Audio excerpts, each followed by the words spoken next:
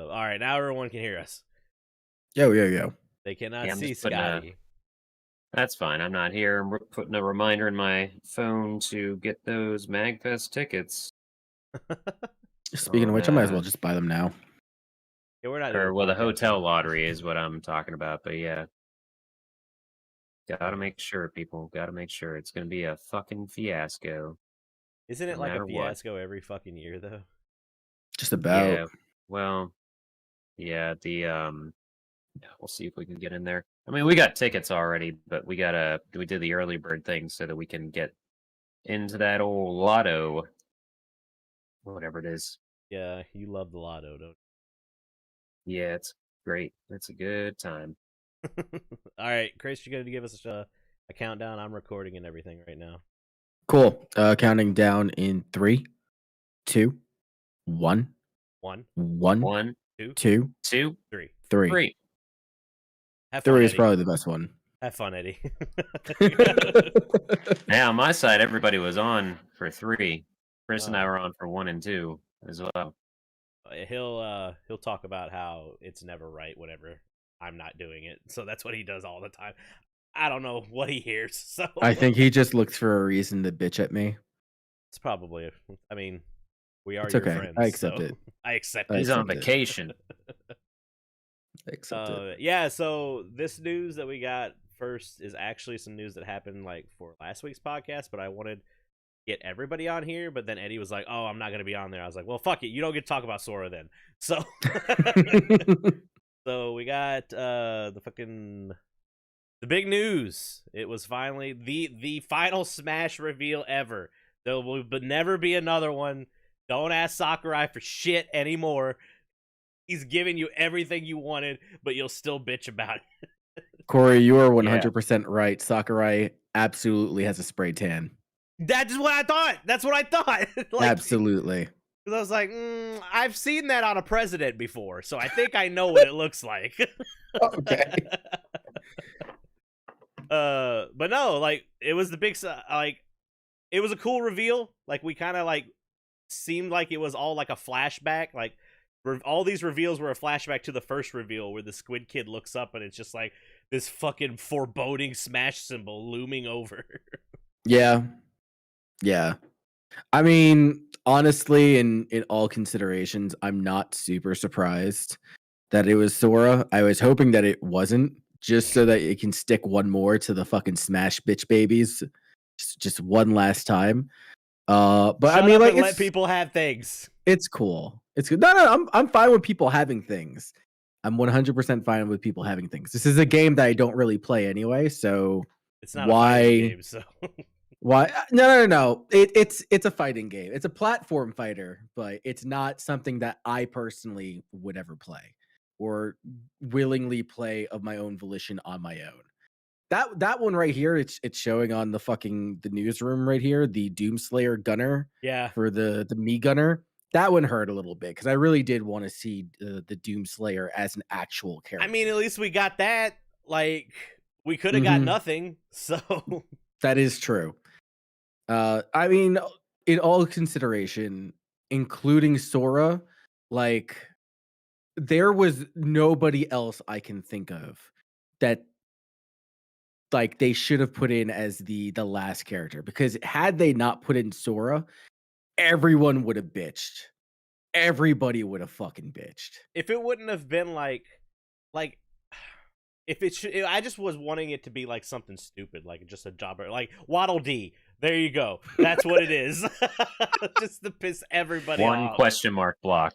I was really like, I was thinking in the back of my mind, like, what stupid ass fucking bullshit can Nintendo pull as like their last character? Like some sort of legacy fucking shit that we have never even thought Toad. Of. Yo, straight up Toad. That's all it is. Toad has had enough. The introduction is like Toad no longer letting Peach fucking use him as a body shield. Yeah, what was that like? That's like a quick counter or something like that she uses with him. Do we know if is Peach still top tier, or is that shit flew the coop a long time ago? No, she hasn't been since Melee, because her hover in Melee was infinite. She could just literally levitate forever unless you interrupted it It's somehow. not So for Ultimate. Peach was considered one of the better characters in the game. Peach, Yeah, she came Daisy, back again. Shulk, Pikachu, and Joker goes back and forth as being the top character in the game. From what I understand in this meta, Snake is also really fucking strong. Wario, I think, was for a while and then Have you got ever nerfed. watched a good Snake player? Yeah, no, It's it's insane. disgusting. It's It's disgusting. It's resource management. The game is what it is for them. Essentially, it's just it's so weird because one, like, Smash is so different from any other traditional fighting game where it's just like Snake is controlling the board. He's not like an in-your-face fighter. It's how many stupid fucking bullshits can I He's a throw around zoner. this stage? It's not even like a zoner because he's like he's a putting camper bombs. almost. Yeah, he's a camper. He's putting bombs and mines in like different locations. It's just like, go ahead, step somewhere. I fucking dare you. Yeah, I tried to get good with Duck Hunt Dog, and I realized how technical they are, and I couldn't really do it because I'm Yeah, too Duck I'm too Hunt. Duck crazy. Hunt was a difficult character to fucking Pac-Man get a little bit into. too because of the like that what is it, the charge B move, like you could choose different Namco icons or something like that. Yeah, there was Right. one that was like almost on par with Luigi's stupid kick at some point. One of the I items he could think it pull out was of his like the butt. bell or some shit like that. I don't know. I know Yeah. what you're talking I about like though. those characters though. So like in Smash 4, it was just like the longer that you waited, the more powerful the item got. But in Ultimate, now each of those different items has their own like attribute or Yeah. ability or some shit like that. So like I think one of them was a banana peel. You slip and shit. I throw the fucking I think there was like a spaceship and it Yeah, like from went into Galaga. a loop Mhm. and it Yep. like it would automatically launch you some nonsense like that. It's fucking weird to see the Yeah. Mickey symbol in Smash though. That's all you're gonna get. That's all they paid for. Or Yep. that's as much as they paid for. Like, because it is front and center once that Keyblade gets revealed. Yeah. That was probably a partial fuck you from Nintendo saying like, yeah, we fucking got this in there. We're gonna show it for a solid We spent so second, much you know? money. Yeah. I mean, good for him. I didn't see much of the gameplay. I don't know really how he plays. Did you check it out? He Chris? is a very easy, baby shit, simple character. Okay. He's Yeah, gonna be like the Mario of Fire Emblem characters. You know what I mean? Like the Mario is the every fighter. Like anybody can play as him, but he's not great. Right. But you know, Sora, they want to make sure that everybody can hop in, especially because people It's are the literally last going to buy a one, Switch too. now for him. It's the that have last never played one. a Smash Everybody game. wanted him, like Yeah. from the high skill players to the fucking casuals, and it was Sakurai makes a point of it in the video. I don't know if he actually did the character breakdown in the reveal or if he did another There was a separate one, I showing. think. There's a separate one, but think he's so. just like the last 4 characters that we revealed for season 2 were very technical. You had Sephiroth, you had Min Min, you had I don't remember the other 2 characters, but all the other characters, Kazuya, all the characters were very, very technical. And like there's a lot of like button presses that you had to do. Like fucking there's like an 8-hit combo that Kazuya does. Sora is hit the A button once, twice, or 3 times. That's the Hey, character. that sounds You've like got my kind of character. You got your uppercut, you got your counter, you have your dash, and then you have your projectile. He is as Shoto gets. And Chris, the only Once, twice, 3 times a lady. what Corey? You know I'm going to make you play Kingdom Hearts on the channel, right? Because I've never played a Kingdom Hearts game ever. I know nothing about the lore. I just know it's fucked. That's all I know. We got to talk about that because Fine, me and Eddie will do it. because my buddy Fat Juice. Uh-oh. It's fine. Fat Juice just completed a year-long journey playing every single game in the series. Ew, I didn't say that. Okay, that's okay. If we just pick one of them, I know what one I'm going to pick. I would say we'd have to pick with the first one, but I don't know. We'll talk about it. We'll see. Yeah, we'll talk about that one. But as far as this character is concerned, Scotty is right. It's the everyman character. The only difference is that he's incredibly floaty. He is kind of strong. Like he does quite a fair bit of damage But he kind of gets thrown off the fucking board real fucking quick. So Yeah. his weight management and how many hits that he takes is from what I understand very low. I used to play So, Little Mac. I know it's- what that feels like. So His shoes are just balloons. yeah, he's just. I mean, it's the Peter Pan shit he's got. So Sakurai also mentioned that this was originally he won the vote back with Melee, not Melee. What was the one on Wii? Brawl. It was it just called Brawl?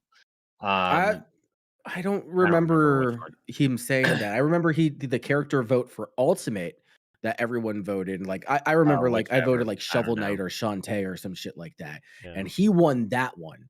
But Oh, they have apparently been in negotiations to get Sora for ages because Yeah, what a Disney shock. holds their IPs very, very close to their chest. So, I mean, good on them. Jesus, They his got the recovery jump character. is. Oh, his recovery is insane. His regular jumps are It's like crazy. Yoshi almost there. Oh, he said, yeah, it's saying right now that his biggest. Wow, Isabelle is heavier than him. Yeah, I think he's one of the lightest characters in the game. Excellent. Telling you, his shoes are filled with helium. Yep. He's just floats, constantly man. farting. Just... Mhm. So does this mean Sakurai can finally fucking rest? Is he finally? Yeah. Can he just go lie down in Honestly, the grave? Yeah, Sakurai's gonna take a power nap, which for him is a week. Yeah. I don't know what happens after Smash. Like dead serious. He's been I don't working on it for know so what- long. This has been like he their doesn't need baby to be in it. They can keep for doing the it. It doesn't last- have to have Sakurai though. So I agree with you, but I think that every single Super Smash Brothers that they've had and come out with, there was always an attempt to one up the next entry in the series. Mhm. I don't know where you go from here because one, at the very beginning of the series, they were like, everyone is here. And then two, when they were adding DLC characters, they were just like, fuck it. Let's just bring everybody. Fucking Every single Banjo, like- major IP is represented in Smash. Yeah. Like, It's him. Yeah. it's crazy. I don't, like I said, where they go from here, I don't know. I think that if there was ever like the sequel to the Switch and they were just like, we have to have a Super Smash Brothers game in it, just port the game over. Yeah, I mean, and I be don't know done with what it. else you could. It's like with Mario Kart 8, like Deluxe. I don't know how you do better. Like, I Mhm. don't know where you would go from here. Same with the Smash Ultimate. Like, the You're only already thing would be is if based- you doubled the roster That's even the more. final fucking frontier. I don't know. Make a real fighting game with like life bars and super meters and shit like that. No. You know what? Now I will buy all the DLC packs. Now that I know the final character is done, so I won't have to fucking keep buying DLC packs. I don't think I'll ever own this game. You don't have this? Nope. Wait, I thought you when when I lived in a house with a Switch before I owned my own Switch, we had the Smash Brothers game, but that was for us to play together. I don't have a roommate that'll play this with me, so I have no reason to own it. Oh, I thought you were. I thought we did it for a TNT once, but maybe you were just there and not like actually. Yeah, playing. he was only talking. Yeah, I was definitely not playing. I didn't even have a Switch then. If you were doing that, That was back when Yep. Terry came out, I think. So that was a long Yes. time ago. maybe. No, that's No, not fucking- maybe. That's what it was. Now that Smash is over, we can finally see Dragon King, the fighting game. What the fuck is Dragon King the fighting game? Dragon King, the fighting game, was the prototype for Super Smash Brothers. Okay. And now we can actually see Dragon King, the fighting game. It's all in all of its glory now that Sakurai is freed from the chains of Super Smash Brothers. Oh, I've seen this before. A lot of indie fighting games take inspirations from. Well, hey, if Smash Brothers is done, that's fine. We've got Nicktoons Ultimate or whatever it's called. I've Yeah, been hearing that really game- good things about that game. Bro, I've been watching people play that. That game is so unbalanced. It's crazy. Nice. That That's game what's is great. wildly unbalanced. Like I think like the best character in the game is Sandy Cheeks, SpongeBob. and she just does the karate Oh, the chop. squirrel. Yep. That's great. Gotcha. It's just weird to see like Ren and Stimpy, but then April O'Neil from TMNT, and you're just Yeah. like, okay, Okay, sure. Yeah, no, like looking at this, yeah, April is like garbage tier, Oh, and then they've got fucking Sandy up there. Apparently, Patrick's shit. Dog water. I don't know who this dog toast water. is. I don't know who this toast is. It's like Oh, that's the Powdered Powdered Toast Man. Toast Man? Yeah, what the fuck is that? he's from Ren and That's from Stimpy. Ren and Stimpy. Oh wow. Okay. Oh, Cora's in this Sure. game. Okay. Yeah. No, I mean like they've got like real Yeah, kids, dog's not S just- tier. The spread. Yeah, Not it's just got quite the fucking- spread of Nickelodeon eras, I'll say. You don't get to fight a baby though, so that's why they had to put Reptar in. So... Did you guys see that there's a new Rugrats show coming out? But it's I like heard about 2.5D. That's already Mm, out. That's been out. It's literally just the show's just put in that graphic style. Oh, is that all it is? Okay, I didn't Yeah. know if it was out already or not. Oh, So that's the Sora's in icebreaker. Smash. Sure. There it is. Very well. The Sora only Smash TNT will be happening soon, so I need everyone to buy Smash. So Oh no. that or Mario Party 3. So I'd rather play Mario Party 3. I'll suffer. you're not wrong. I would too. Now we have. Oh no, I do have the Wii. I was about to say like I own so many amiibos and no Smash game, but I just looked behind me. I do have the Wii U Smash game. Gotta keep that because my roommate and I designed all those penis-shaped maps on the touchscreen on the touchpad. So I have mine on the 3DS. If that oh good. because I played the shit out of that Smash on 3DS. It was I don't know. bad. Once I got the Wii U version, I completely dropped the 3DS version. Yeah, that's what it like. Oh, Everybody yeah. did. So Right. You hear some of the purists going like, "No, the 3DS you could control do these scheme." wrist movements that you can't do with a controller. I'm like, okay. Bro, I'm playing with Joy-Cons, man. Just go Yeah. away. I have also I'll played tell ya. Kid Icarus on 3DS, so my wrist is almost broken. So Yeah, Mm. I'll tell you who dropped Smash real hard was the kid that got shit out of luck in the first round when I hosted one at my GameStop when he used his 3DS as a controller and he lost in his first round and fucking spiked the thing on the ground and ran out of the store. I love those salt compilations, man. I love those. He salt came back. We compilations. gave him like Nintendo supplied us with these like wrestling looking cardboard belts, like paper belts or whatever, Yeah, you yeah, know. yeah. We gave him one of those and gave him some other shit because he wasn't He coming had a broken back. 3DS, so Yeah, no, that thing was fine. Maybe spiking is an exaggeration, but it was. Those things were built like tanks. Unless you hit it right on the corner, you weren't breaking your 3DS. It's true. You know. So have you guys been I don't seeing know, like man. what was it? They came out with the 2D the 2DS, but it was like the flip version. And You I was mean like, this this? is just the 3DS without the 3D. Like, why are you that's like, Chris's phone. That's basically Chris's phone. This is like this. yeah, yeah, that's exactly what it is. Yeah, those. So these things are great. I love these things. And they're only like they're a lot cheaper because who fucking cares about the 3D part? Right. They're cheaper. They're easier to mod. So this is the 3DS or the 2DS that I capture? got that has the capture card in it. Ooh, okay. Yeah, and I mean, like, the design is super fucking nice. Now, this is a European one, so I had to like finagle some stupid bullshit to get it to charge with American charge. No. You put your fucking pinky up, and then you realize, fuck, how do I fucking make this goddamn thing work? Oh yeah, because the Um, electrical outlets. Yeah, they've got some weird, like, fucking Just like, hammer it it's- in. It's fine. just hammer it. Got it. No, it's they're cool. I love my 2DS. I've got two 2DSs that are flipped like this. I got this and the Pokemon edition. Both of them are pretty decent quality. I need to pick one up. I've been I getting think- cock teased with Metroid Dread special editions all week. So, Bro, let's just get into weeks so I can yeah, eventually let's get do to it. Okay, here we go. So I'm gonna let Scotty talk more about Too Many Games. I'm just gonna briefly talk about like my experience. Too Many Games, a lot of fun. Worked the booth for most of the time that I was there. Got to meet up with Somber and Game Tracks. We got to walk around the convention a little bit, So mad. I buy a wasn't few there. things. really, been really tracked. nice, down to earth guy, somber before dipping out. Stop by the booth to say, "Hey, just want to say what up. See you later. Hope to see you again." They're both supposed to be coming to Magfest, so fingers Yes. crossed on that.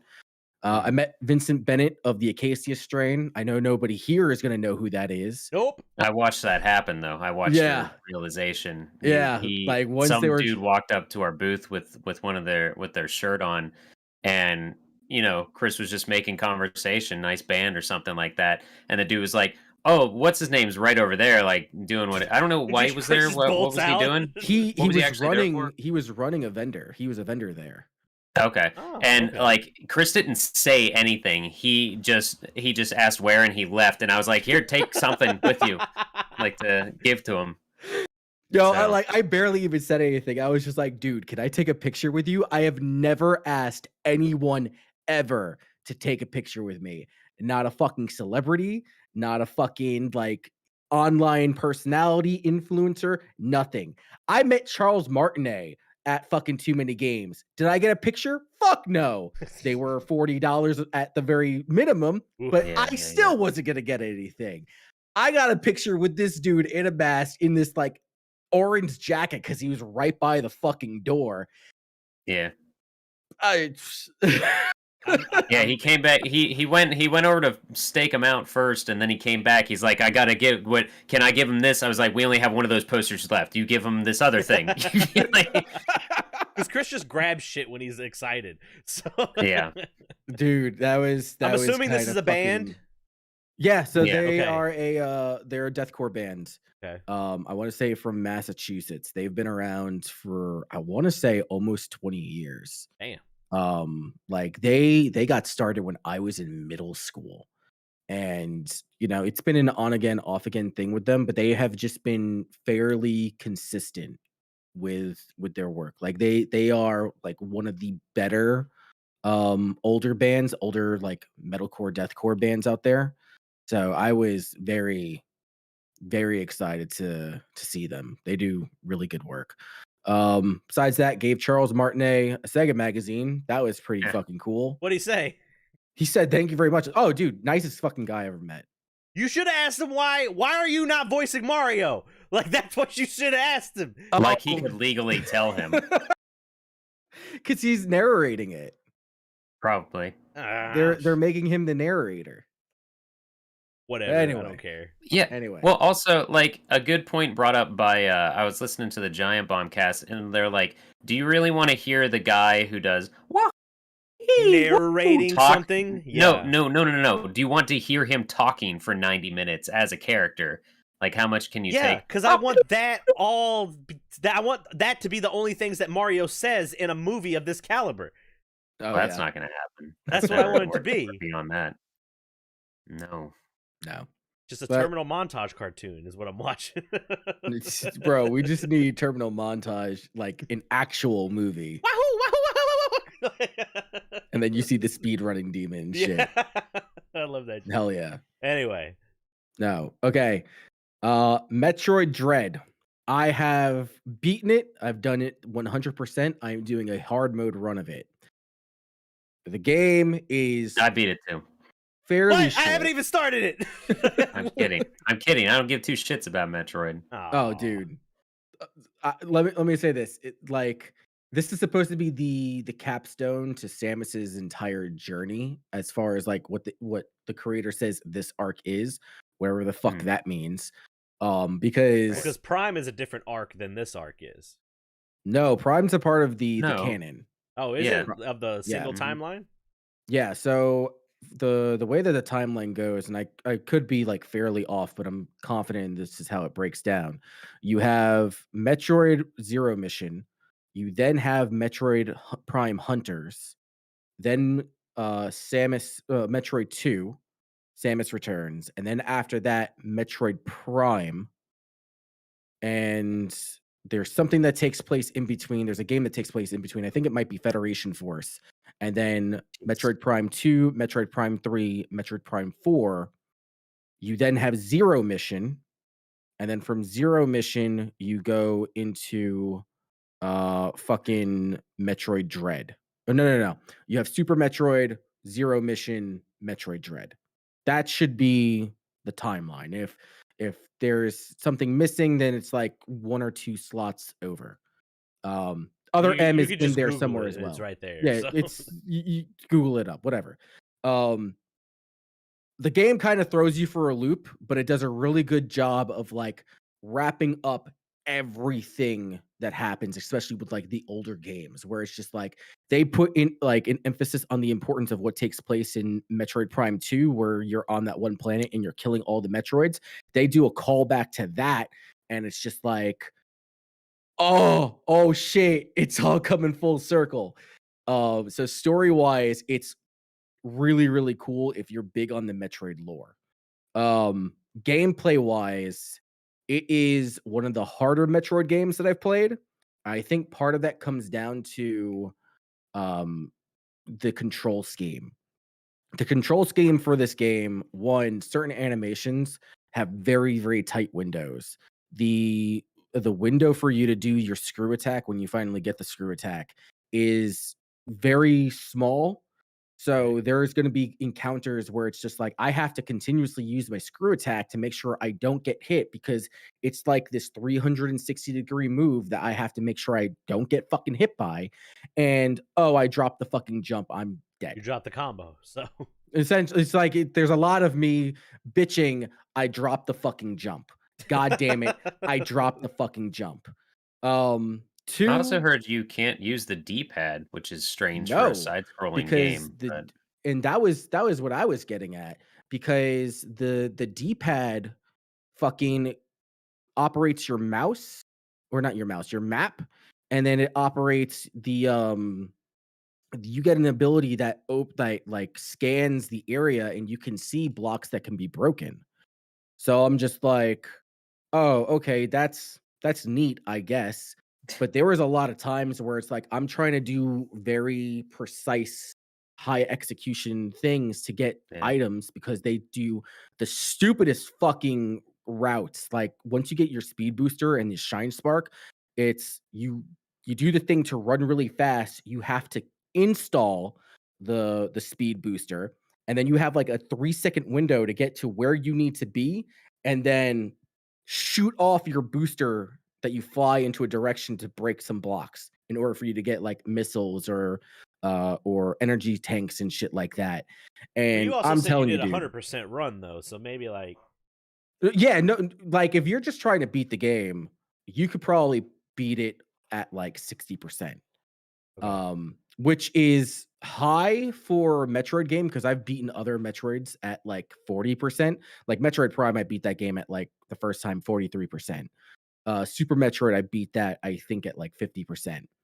I have never played a fucking Metroid where I needed to have around like 60-70% to beat it, because the final boss, one, he only can be damaged by missiles. And they have some Okay. sequences where it's just like, oh, you're in like a QTE, dump missiles. Just dump missiles. I'm Okay. watching game footage from like people who are now playing the game for the second time, and they're doing sequence breaks where they're getting items out of order, Uh, and it affects the way that some of the boss fights go. Hmm. So when you fight Crate, Crate is like that big yeah. dragon dinosaur motherfucker you see in the trailer. You shouldn't have the power bombs at that point. You're supposed to shoot at his belly as the balls come out, and then he'll shoot like these platforms. You climb the Yeah. platforms and you shoot Normal shoot his crate face. fight. Normal Crate fight. If you have the power bomb, there is a little opening on the bottom left that you break open, and you slingshot yourself into his belly button and you blow him up from the inside. Okay. And I'm just like, whoa, is this like some fan bullshit? No, that's a sequence break video. Hmm. They have accounted for like stupid speedrunning Yeah, strats. yeah, yeah. And if you encounter the boss under certain conditions, you can fucking pull some Oh, they're crazy testing the ass shit out of bullshit. that to learn from it. Yeah, it's dumb. The game is fucking dumb. Like as a speedrunning game, this is going to be huge. Like, people are gonna be playing the shit out of this. You're gonna see this on, like, fucking GDQ and shit. I guarantee you. Like, it was bound to come out anyway because it's a Metroid game, Right. but it's like they thought about sequence breaks and what you can do against certain bosses because you may not have all the items in the Right. specific order. It's dope, man. The game is super good. I think it's It the highest is grossing Metroid game too. yeah, and it's also rekindled a lot of interest into the IP as well, which is great because Metroid needs it. About We never 50 left. time. So- Yeah. It was like 15, 20 years since we got 19. a fucking Metroid game. 19 years since we got a fucking Metroid game. So, yeah, it's a big fucking deal. It's not Prime 4, but we'll take it. So- I love 2D Metroid, so yeah, I I'm was more perfectly fine excited with that this this too. came out than more info on Prime 4. Mhm. So the game is really good, but I have some serious concerns about the controls.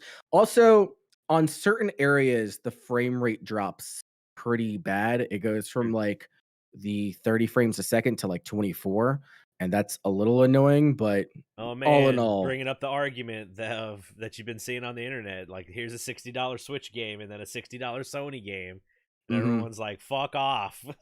no, I'm not. The thing is, it's like I think the bare minimum should be 30 at the very least, because once you start getting into that I agree. chugginess, it gets a little bit annoying. But goddamn, some of those boss fights are fucking stupid. Yeah, Like, I did hear. I thought you guys were gonna both talk about it a lot more, so I watched a video on it. And I won't say anything because there were spoilers in it too. But I did hear the boss fights were straight up not any as difficult, but like you're gonna find yourself like, okay, he's shooting that then, and then you die. You're like, all right, let's start this fight over. Okay, then that goes and that up. Like it's old school, Mega sort of in the Man, way yeah, that like learning. I've got to memorize these patterns or I'm just dead. yeah, no, it is a lot of like just watching startup animations and just knowing Yeah. how to react. Or if you can't react, you just have to dodge and good luck dodging. Like Mhm. it's insane. There's like 3 or 4 bosses that I just sat there and I'm just like, what the fuck? Somber right now is playing it. I think at this moment he's playing against the final boss. Which the final boss earns its name because he's definitely the hardest boss in the game. I Okay. saw that thing. That's Yeah, fucking that's a nuts. rough fight. There's 4 phases to that fight. I love And it already. I'm playing this yeah, week, so there's 4 phases to that fight. Like phase 1, there's just a lot of shit that goes on. Like he's got a melee punch, he's got a taunt that you have to approach and counter. He's got like a full screen kill move. He's got a fucking ball, and he throws the ball out there, and it's like, oh, while you're worrying about this ball that follows you, full screen fucking like Toho. poison gas Oh, bullshit. no. It's so dumb. My buddy It's messaged so me. fucking dumb. My buddy messaged me and he was like, "Man, I'm getting really good at this uppercut because I suck at the stealth parts." So- Oh, dude, it's stupid. It's really fucking Every stupid, time but I it's- go to play my copy, I get a new notification because I bought the standard copy. And then I get a notification on Twitter that the special edition has been restocked on Amazon. And then I go and check it, and it's like, no, it's $175. And then I get pissed and don't want to play the game again. So Oh, no. it's this vicious cycle. No, just play the game, dude. It I is wouldn't worry about getting that collector's edition anytime soon, sir. same, dude, True. because they all come in damaged anyway. Like nobody has a pristine copy. Oh, I got something to talk about with my week on that. So Yeah, no. So that shit's dumb. The game is great. It's like a solid 9 creeping into a 10. If Yeah, I was hearing the I'm only hoping- like solid complaints are the controls because I'd say that's pretty warranted because you have a lot of old heads playing it like I like going to the D-pad without thinking Yeah. about it. Yep. But also I heard the music was not that great, which is kind of weird because I would imagine it's hard to mess that soundtrack up because you don't have much to do with I'd it. also been seeing This is very much a game with where less is more with the soundtrack. I would like to hear the argument for that because I thought I that the saw a music tweet. fits. I thought the music was great. I had no complaints with that. I think that the biggest thing was the controls and to a certain extent the level of difficulty. Not for nothing, but like some of those fights are absolutely like brutal. There's one fight where you already have to fight these like Robo Chozo creatures and shit like that, and you fight 2 of them ahead of time, and you kind of like, okay, I'm getting used to how this encounter works because he's got He's got a really, really fast counterable melee attack. And then he's got like a fucking DP where he dashes forward and he fucking throws this fire in your fucking face. He's Okay. got the rapid shot, the charge shot, and I think he's got some other bullshit. And what you're supposed to do is you're supposed to manage jumping up and down, because where those creatures really are the weakest is the amount of time it takes for them to recover after landing. And that's when you want to get your shots at. And then they put two of them in your face, and you're just like, God damn it, stop, because You know what this it's reminds me of? When Doom Eternal was like, now you're gonna fight two Marauders. okay, yeah. That's the thing is like that's like 5 or 6 bosses before the end. It's not like the end. It's like, okay, yeah, this is the level Get of good. strong. Yeah, get good. That's essentially what it is. Get good. Yeah. The second to last boss, like it starts off as like this little baby shit enemy, and then it transmogrifies into like this larger one. And it's like, oh, I've beaten both of these enemies before. And then it's like daddy demon fucking crawler, and you're just like, oh shit, he's got like these full screen electro orbs. And like the game says you can dodge every single attack. I don't know how to dodge some of these attacks. I was just like, how do you beat him? Get more energy tanks and just tank the damage. How do I beat him? Make sure his life goes down before mine does. I have no. That's no how other... I play card games. Just like, how do I get your life lower than mine? So essentially, the ending sequence is probably one of the coolest fucking things I've ever seen. There is a spoiler. Okay. Lore wise, Awesome it feeds into the lore. Okay. And honestly, I want to see where and how they take the series from this point on.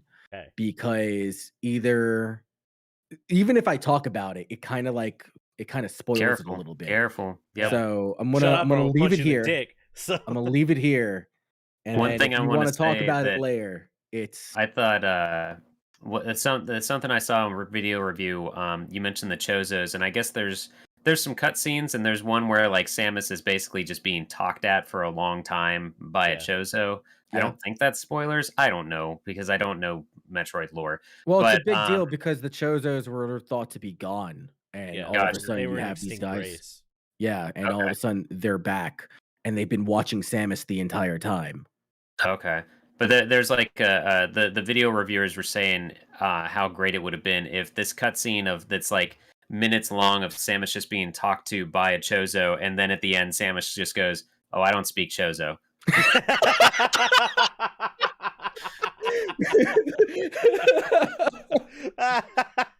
It's kind of a big deal because it's like the first time you ever hear her talk outside of other M. Right. Yeah. And- There was that mentioning too. There's another thing funny in it. How I guess the load screens when she's going up and down elevators, it's just kind of the light of the floor, Mhm. kind of basking in front of her armor. And it's on her for long enough that they were kind of doing voiceovers for Samus of her just saying like, "Why the fuck did I land here? How did I get into this chicken shit outfit? Like, So why am I wait, are we still talking here?" about? So we want a Metroid Dread abridged? Is that what it is? Yes, Maybe. that'd be Yeah, great. just Samus the whole time being like, "Why is this my job? I could be behind a computer all day. What am I doing?" Or You it's know? just a super quiet scene. You just hear. Yeah. That would be great. So that's Metroid Dread. If you haven't played it, if you like Metroidvanias, go get it. If this is your first Metroidvania, like it is Tomber's, Really? good luck. Oh yeah, I think Yeah. that his only other Metroid, he said that he may have played like Cat Symphony of the Night. Yeah, dude, it's like people forget that the Metroid series was one of the worst selling series of their IPs for Nintendo. That's why we haven't seen a whole lot. So I'm not surprised that it's his first or a lot of people's firsts, you know. So it's definitely his first Metroid, but like I don't think that he said he was that well versed in that genre to begin with. And like, dude, I hope more people get into it because one, I love Metroidvanias. They're one of my top 3 favorite genres. 2, I just want more Metroid because I love the universe. It's super fucking dope. But anyway, that's Metroid Dread. In addition to that, I've been playing some Far Cry 6. I've said before, I'm a big Far Cry fan. I love the villains. The villains make the Especially entire this one. series. You would think so. So Giancarlo Esposito is the voice of Anton Castillo in Far Cry 6. It's supposed to take place in the pseudo-Cuban country. It's a series of islands that's close to the coast of Miami. Go figure what country that is. It is mildly disappointing. So if you know the characters that Esposito plays, he's usually playing like some very hardcore, hardline villains. I mean, Breaking Bad. That's the number Breaking one one. Bad, Yeah. The Mandalorian. Right. He is playing the Inquisitor from The Mandalorian in Far Cry 6. It is almost exactly the same Really? character. Yeah. So he is a hardline fascist dictator who just rules with an iron thumb. His like his motif, or like what makes him interesting, is how brutal that he is. Okay. And he as a character by himself is not that interesting, because you can just put in any other like brutal dictator character. What makes him interesting is his interactions with his son Diego. And Mhm. honestly, like his That's what the son Diego, trailer kind of like set up. yeah. So like the premise is that in the very beginning of the game, you and your friends are trying to escape Yara, which is Cuba, and go to Miami. You see an old lady and a young boy trying to get on this boat, and the guy is not letting him on. You talk to them very briefly and just get him on there. Well, they get stopped by the government. Of course. Castillo comes down, finds the young man. It turns out, oh shit, it's his son. Dun Oh, dun it's dun. Diego. Pulls him off, and then has the boat shot up and blown up. There's Okay. more bullshit with the story that I have an issue with, but like that is the opening sequence of what you learn about Esposito. And then from there, anytime that you see Esposito's character with Diego, it is him talking to him, trying to turn him into like this brutal fucking dictator. And one thing that they constantly say is it is better to rule than to be ruled, better to be a lion than to be a lamb. Yeah. And then you see like the relationships between Castillo and his son, and Castillo and his subordinates. I just recently did like the western part of the country, where his nephew Jose was supposed to be the managing all of the farmers and the tobacco fields and shit like that. And Jose is just like a glorified fuck boy, and Castillo hates his guts, so that when you actually end up killing him, he's just like, Diego's just like, why are we here at this funeral? You didn't even like this motherfucker. And he's just like, to teach you a lesson. Jose was a lamb. You will be a lion. And then he just sets fire to the fucking church. Like, What? yeah, Dang. like there are parts, like, even though I say Castillo's character or Esposito's character is like weaker than all of the other villains that I've seen since Far Cry 3, that's true. But he's still a fun character to watch, Okay. because the man, while he's not crazy, he is like hardcore. Yeah. One of the scenes I just got done playing through today is like you get captured by him, and the top general right under Castillo is like torturing you in front of Diego and Castillo. And at one point he's just like, you got to learn to put the dog down if you can't be trained. So he tells Diego to torture your character Danny, and Diego's just like, no, I can't do that, because there is prior history between Danny and Diego that you play through the game. Like, essentially, Danny spares Diego's life when he has the opportunity to kill him. Ah, okay. So the general just goes right back to torturing him. And as he's getting ready to like, I think like rip his tongue out or some shit like that, Diego shoots the general. And Okay. to everyone's fucking surprise, he was just like, why the fuck did you do that? And he explains like, Danny saved his life. You need to spare him. Give him a chance. Just let him go. And Castillo turns to his son. He's just like, I am not a monster. I'll give him a chance. And as he ushers his son away, he pops a grenade and throws it into the fucking room. Wow. Like he has a very elegant way of speaking, and then he's just immediately just fucking kill them, fucking kill them, I fucking mean, kill that's the basically how revolutionaries. he was in Breaking Bad. It's how he was Yeah, in Breaking that's his Bad. It's how that's his he was in typecast, yeah. fucking The Mandalorian. He's almost like the same character in every fucking game. But he's good at it. He is good at it, and that's why he got hired. The other issues that I have with Far Cry 6 is that the story of it is just, hey, we've got a plot, and we've got all these lore and how it connects to all these different characters, and we have to bring everybody together. Let's hit the fast forward button just What? the entire fucking time. So in the very beginning of the game, fucking you're partying in Esperanza, which is the main city, it's the capital city, with your best friend and your revolutionary childhood friend.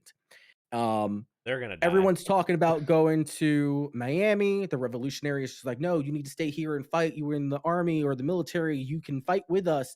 And I'm just like, no, I'm going to go get a job in Miami and drink on the beaches until I get fucking blitzed. And they're just like, no, stay with us. And then there's a blackout in the city. The cops are coming out. They're looking for Diego. Surprise. Your friend opens his mouth and he's like, yo, fuck Castillo, takes a fucking bullet in the head. You run to the docks. Now, mind you, this chick just spent 5-10 minutes telling you how you need to stay in Yara and fight the revolutionaries. She is now getting on a boat to Miami. So she essentially said, fuck this shit. Yeah. You get Just on the takes boat. seeing someone get shot in the head. I guess. Like, but you were supposed to be a guerrilla fighter the entire time, and that's what puts you over. Yep.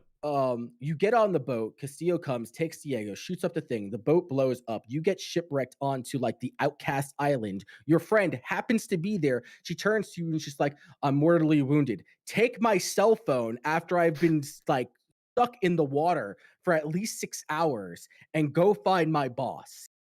Okay. How does this thing fucking work? It's a good phone. It's a really good phone. I need one. You meet Clara Garcia. She is the head of Libertad, the resistance. Libertad. Ooh. Yeah. She turns to you and she's like, I need to find my mentor. He's taught me everything that I know, but we had a falling out years ago.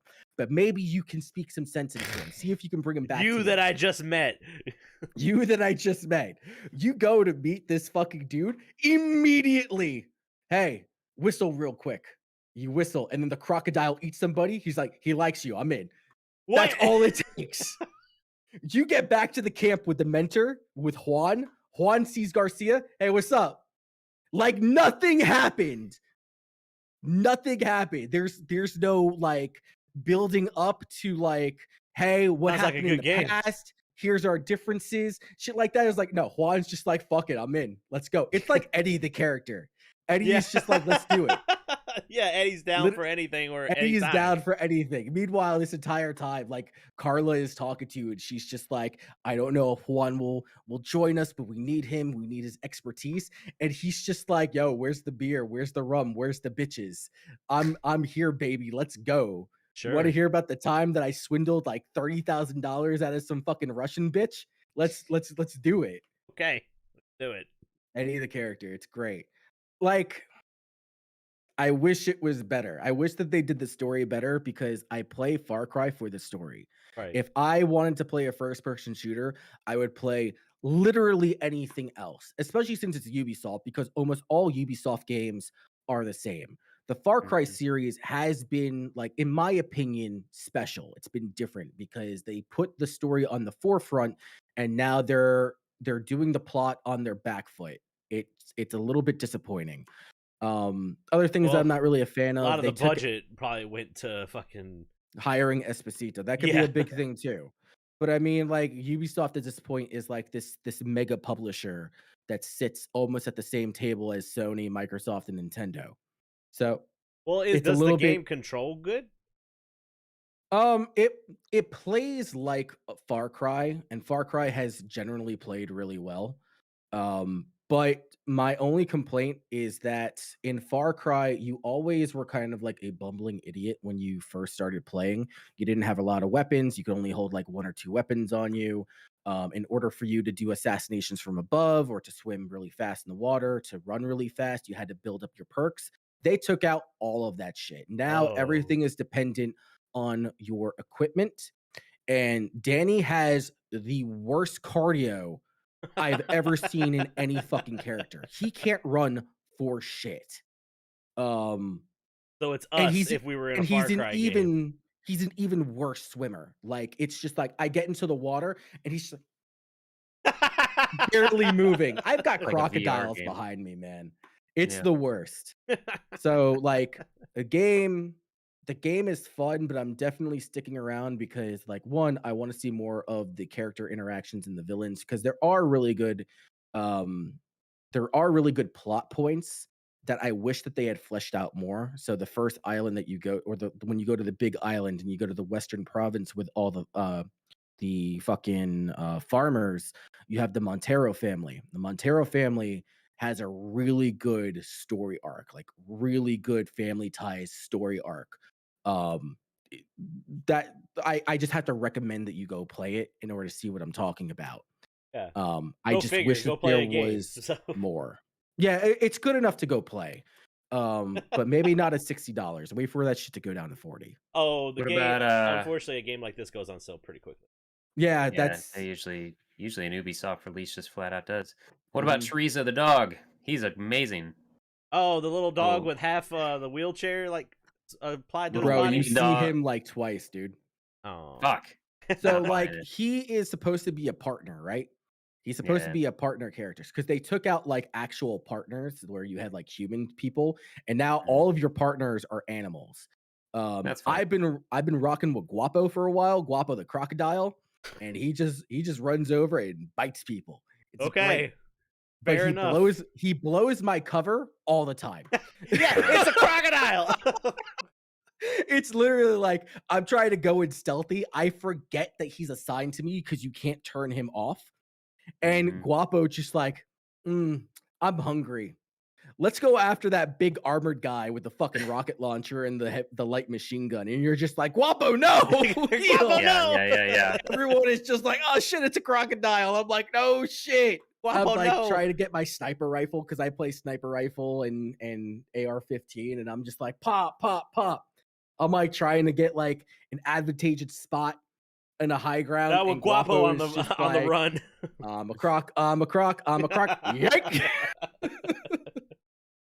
It's dumb. That sounds like me playing Fallout 4 with dog meat. I eventually just told him to stay at my base because I'd be trying to sneak into places and just be like, I want to go play with that guy. No, dog meat, no. 100% it. No, dog meat, Guapo, no. 100% it.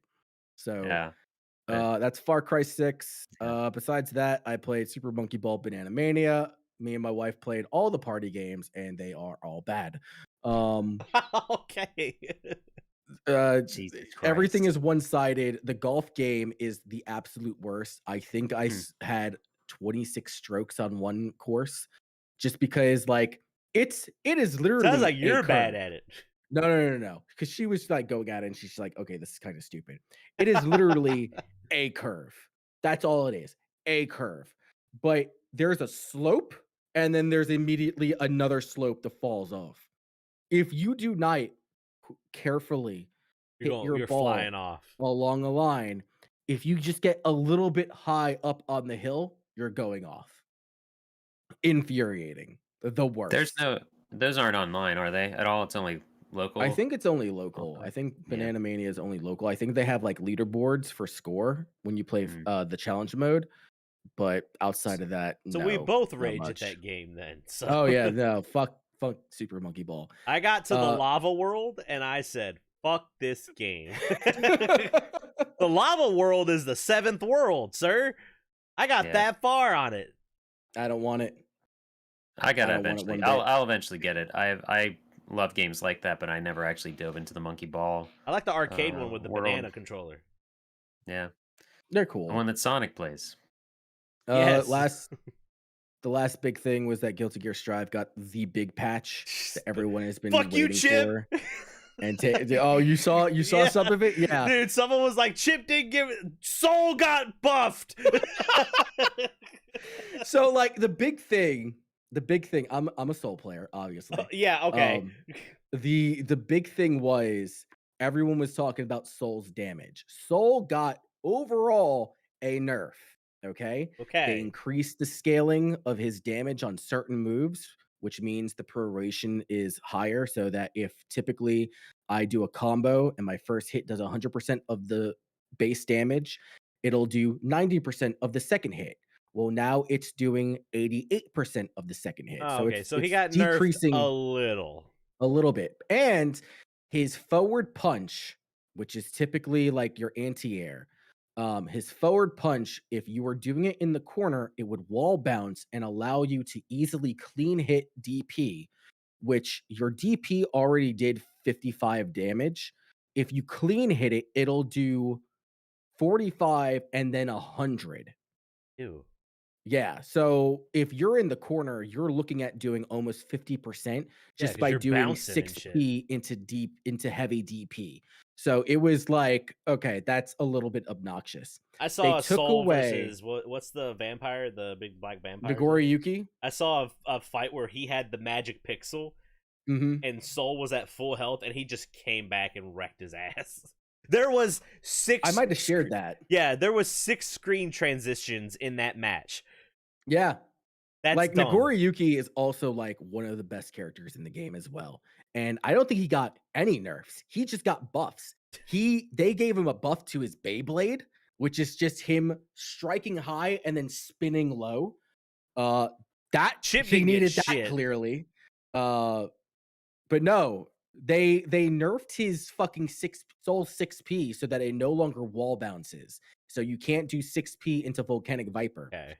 But they took Bandit Revolver, which is like he lunges forward and does a kick. They made it a Rekka. What? So Bandit Revolver was a two-hit special where he would knee you and then roundhouse kick you. Yeah. And that was the move. They turned the second hit into a Rekka. So when you do Volcanic Viper just by itself, all he does is knee you. And then you hit K again, and then he'll do the kick. Oh, okay. They gave him a bunny hop.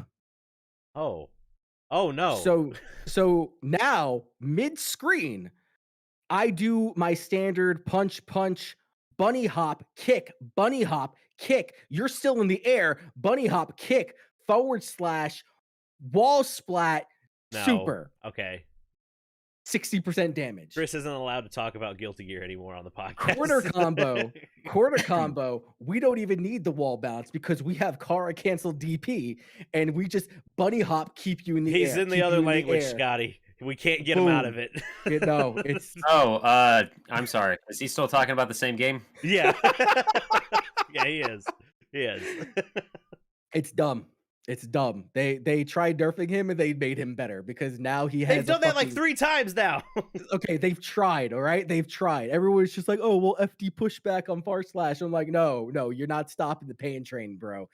Like, Soul already had a touch of death on Chip. He now has a touch of death on like 3 other characters. It's beautiful. I hate you. It's dumb.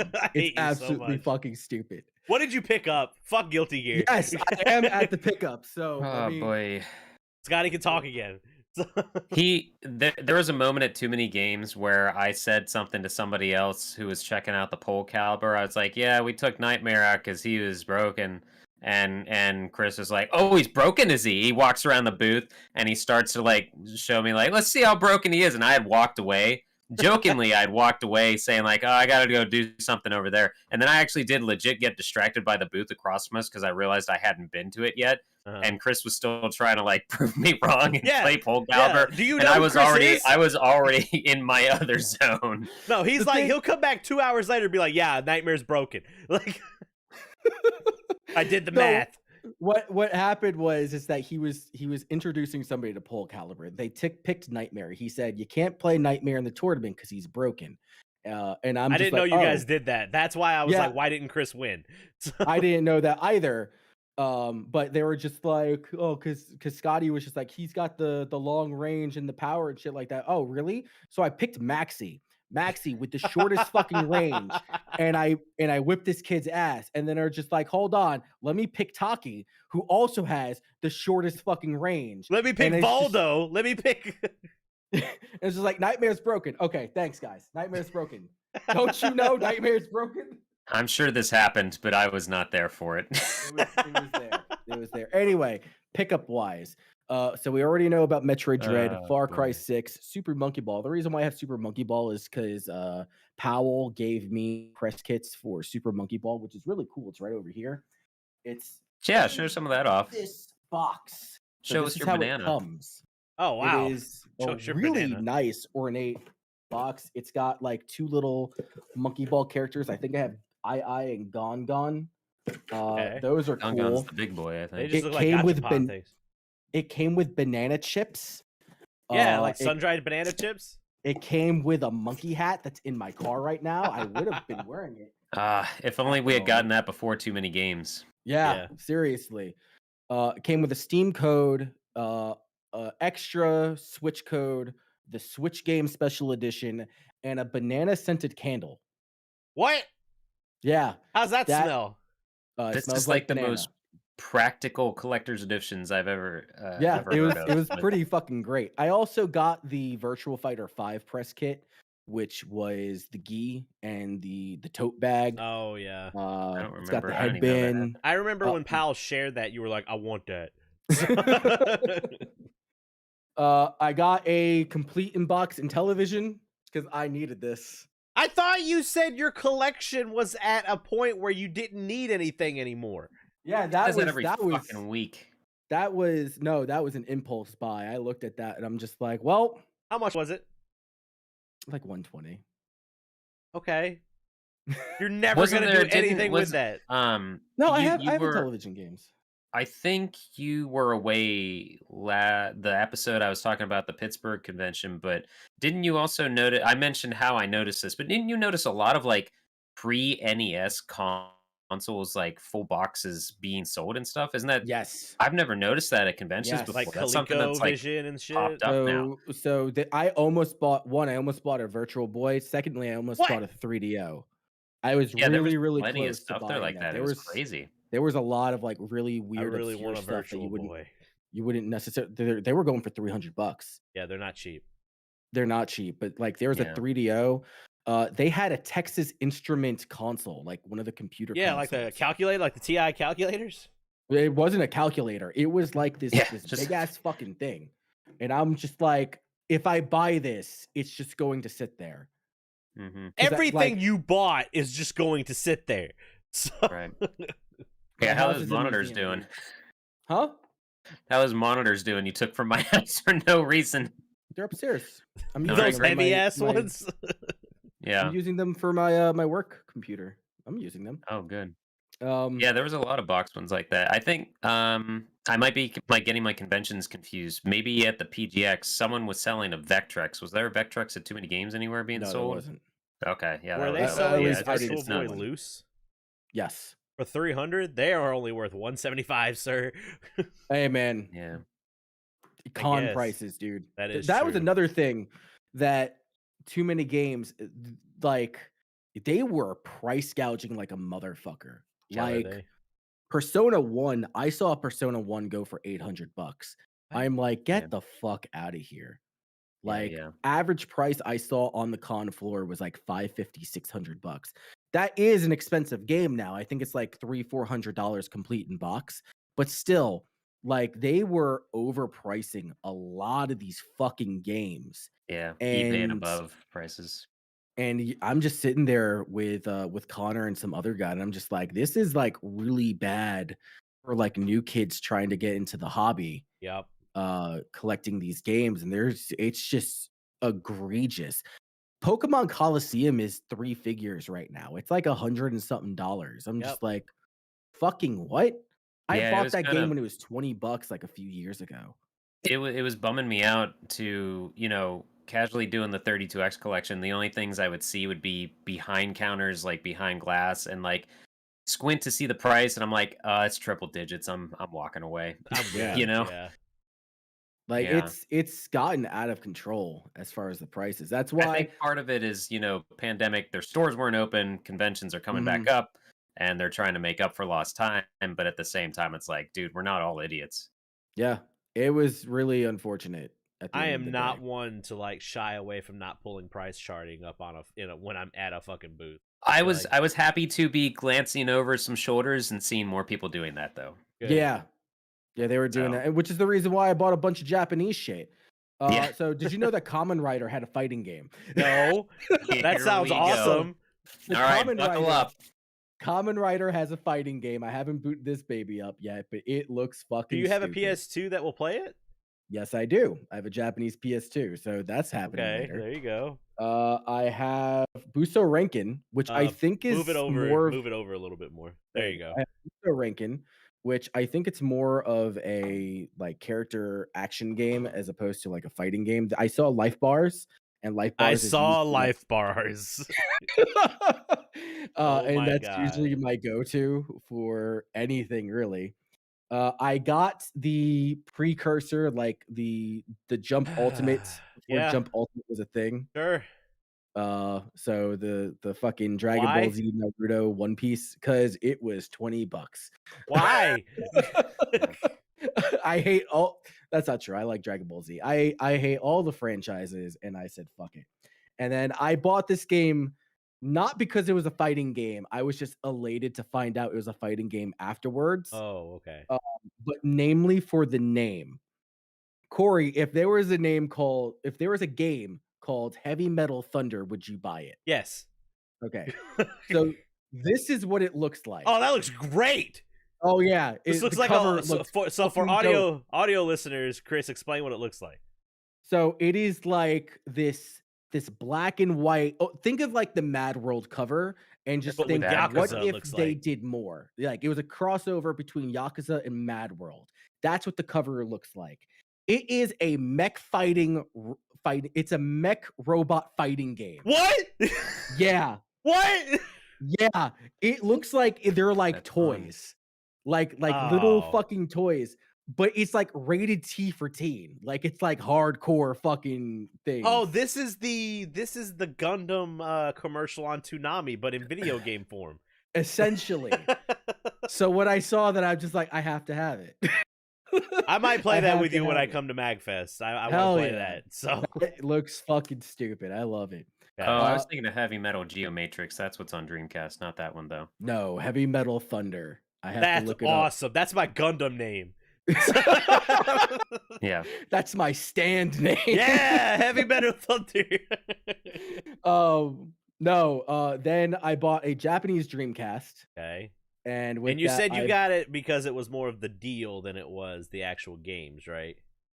not necessarily. I wanted a Japanese Dreamcast to begin with, which helps because everything that's in Japanese is cheaper to begin with. Yes, and Especially usually for the the games cover that art I'm looks looking better. for. And the cover art looks a hell of a lot better. I bought Virtua Fighter 3 TB, Of course you did. which was, I think, like the fucking expansion pack to Virtua Fighter 3. I got Shenmue 2. Why? I don't know. I don't know Japanese. I'm gonna use a guide for that one. Mach X. I got an English version of this. I already had this in Japanese, but Okay. I really want an English one because I legitimately like Shin Megami Tensei and I wanted to know the story. What? I didn't know you liked that game. Echo the Dolphin. I didn't know there was an Echo game on Is this the fucking one where Dreamcast. it ends up going to space? Scotty, help me out. What? Does Echo I go to don't space in Dreamcast? I don't think so. That one I have that one in American and haven't played it yet, but it's an open world ocean game pretty much. Oh. Yep. So No, Echo the I Dolphin 2 is the one where you start off in space, I think. I think so. Maybe. I Maybe. don't know. I got Psychic Force 2012. That's a fighting game of some sort. That's a dumb fun fighting game. You fly around in that one. Yep. Power Stone. Oh wow. That was like $20. Mario vs. Capcom. Wow. $20 for Power Stone is not bad. Nope. I got Egg in a trade, so I re-got my English copy of Egg. Wait, I thought this. you already had that game. So I had an English copy and I traded it to Pocket Full of Games for a Oh, PS5 version of Demon Souls because they didn't have it anywhere near me. And then okay. I kind of regretted it. Traded somebody a copy of Hoshigami for the PS1 for this. Okay. I So think that was the first thing Connor said to me when I got there because I was like, "You grab anything yet?" He's like, "No, Chris grabbed egg." I'm like, "Didn't he already?" Of course he did. That's what it happens with Chris. Like, I wasn't there to hold it back. That's what it Yeah. was. that is probably verbatim what Connor said at least once a day. Well, Yeah. he said Corey should be here to Yeah. hold you back. No, he was just like, I should have been there to stop him. And I'd come back and like there'd be customers and I'd come back and be like, I made bad life choices. And Connor was just like, no. I was Bad. I was talking to Scotty. I think it was either after our podcast that we were doing, and he was just like, "Yeah, Chris said he had like $1,500 for the weekend, so he was just going ham." So Yeah, it was crazy. King of Fighters 2002, oh man, King of Fighters 98, King of Fighters. Sonic Adventure. I was looking for course. a Japanese copy of this because they were selling the English one for over $100. And I That's said, "You're out of stupid. your fucking mind." I Yes. don't know why. And And then I would be skeptical with those games too, because Dreamcast are so easy to burn. Like, you got to be careful and like make sure you're not getting fake ones. yep, it is what it is. That's why I don't buy those know. games off of Mercari. Yeah. No. Yeah. I bought Frame Grid.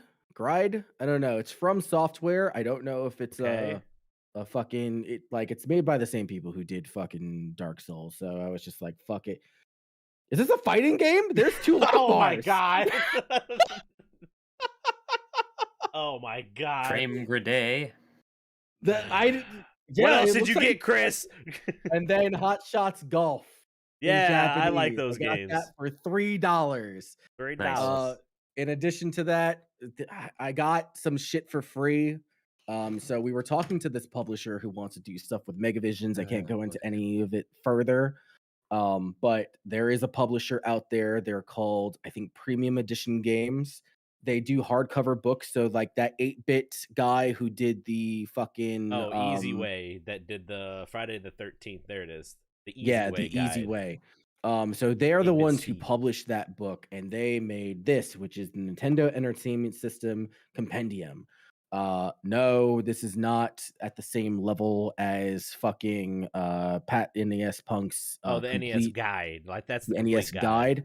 But I do think that this is good for some of the content that's in I here. saw that on their because- website. Oh yeah. Yeah. I didn't know what it was about, because when I was ordering the Friday the 13th one, I think it was on their website. So it's got a fairly basic style of like Art. design layout and shit like that. It's just like, here's the game, here's a small blurb. But what I do appreciate about this is that they go into homebrew games and ROM Oh. hacks and shit like that, which I think is really cool. Like I saw Zelda Outlands in here, and I saw Metroid, I think it's Rogue Dawn, which were That's 2 a ROM good hacks. name. It's a good game too. It's fucking dope. And when I saw those, I'm just like, hell yes. And I had to. I'm glad that he gave this to us, because I think that that's really fucking cool. I also got Pigeon Dev Collection. I don't know. What? There's a publisher out there called Pigeon. Okay. And it's just a box. Now, what's cool about the box, and I don't have it with me, it's in the other room, but instead of it just being like a regular like Switch case, they put it in a MVS Neo Geo case. That's why So you it's like it. this plastic thing that opens up. It's got a hardcover art book, and it slides into this really nice high quality cardboard box. So it's that's the reason why I got it. Nice. I got a hoodie. Yeah, I saw one of the TooManyGames hoodie. A lot of their stuff was like Super Nintendo themed, for like their pins and Mhm. like their hoodie and stuff like that.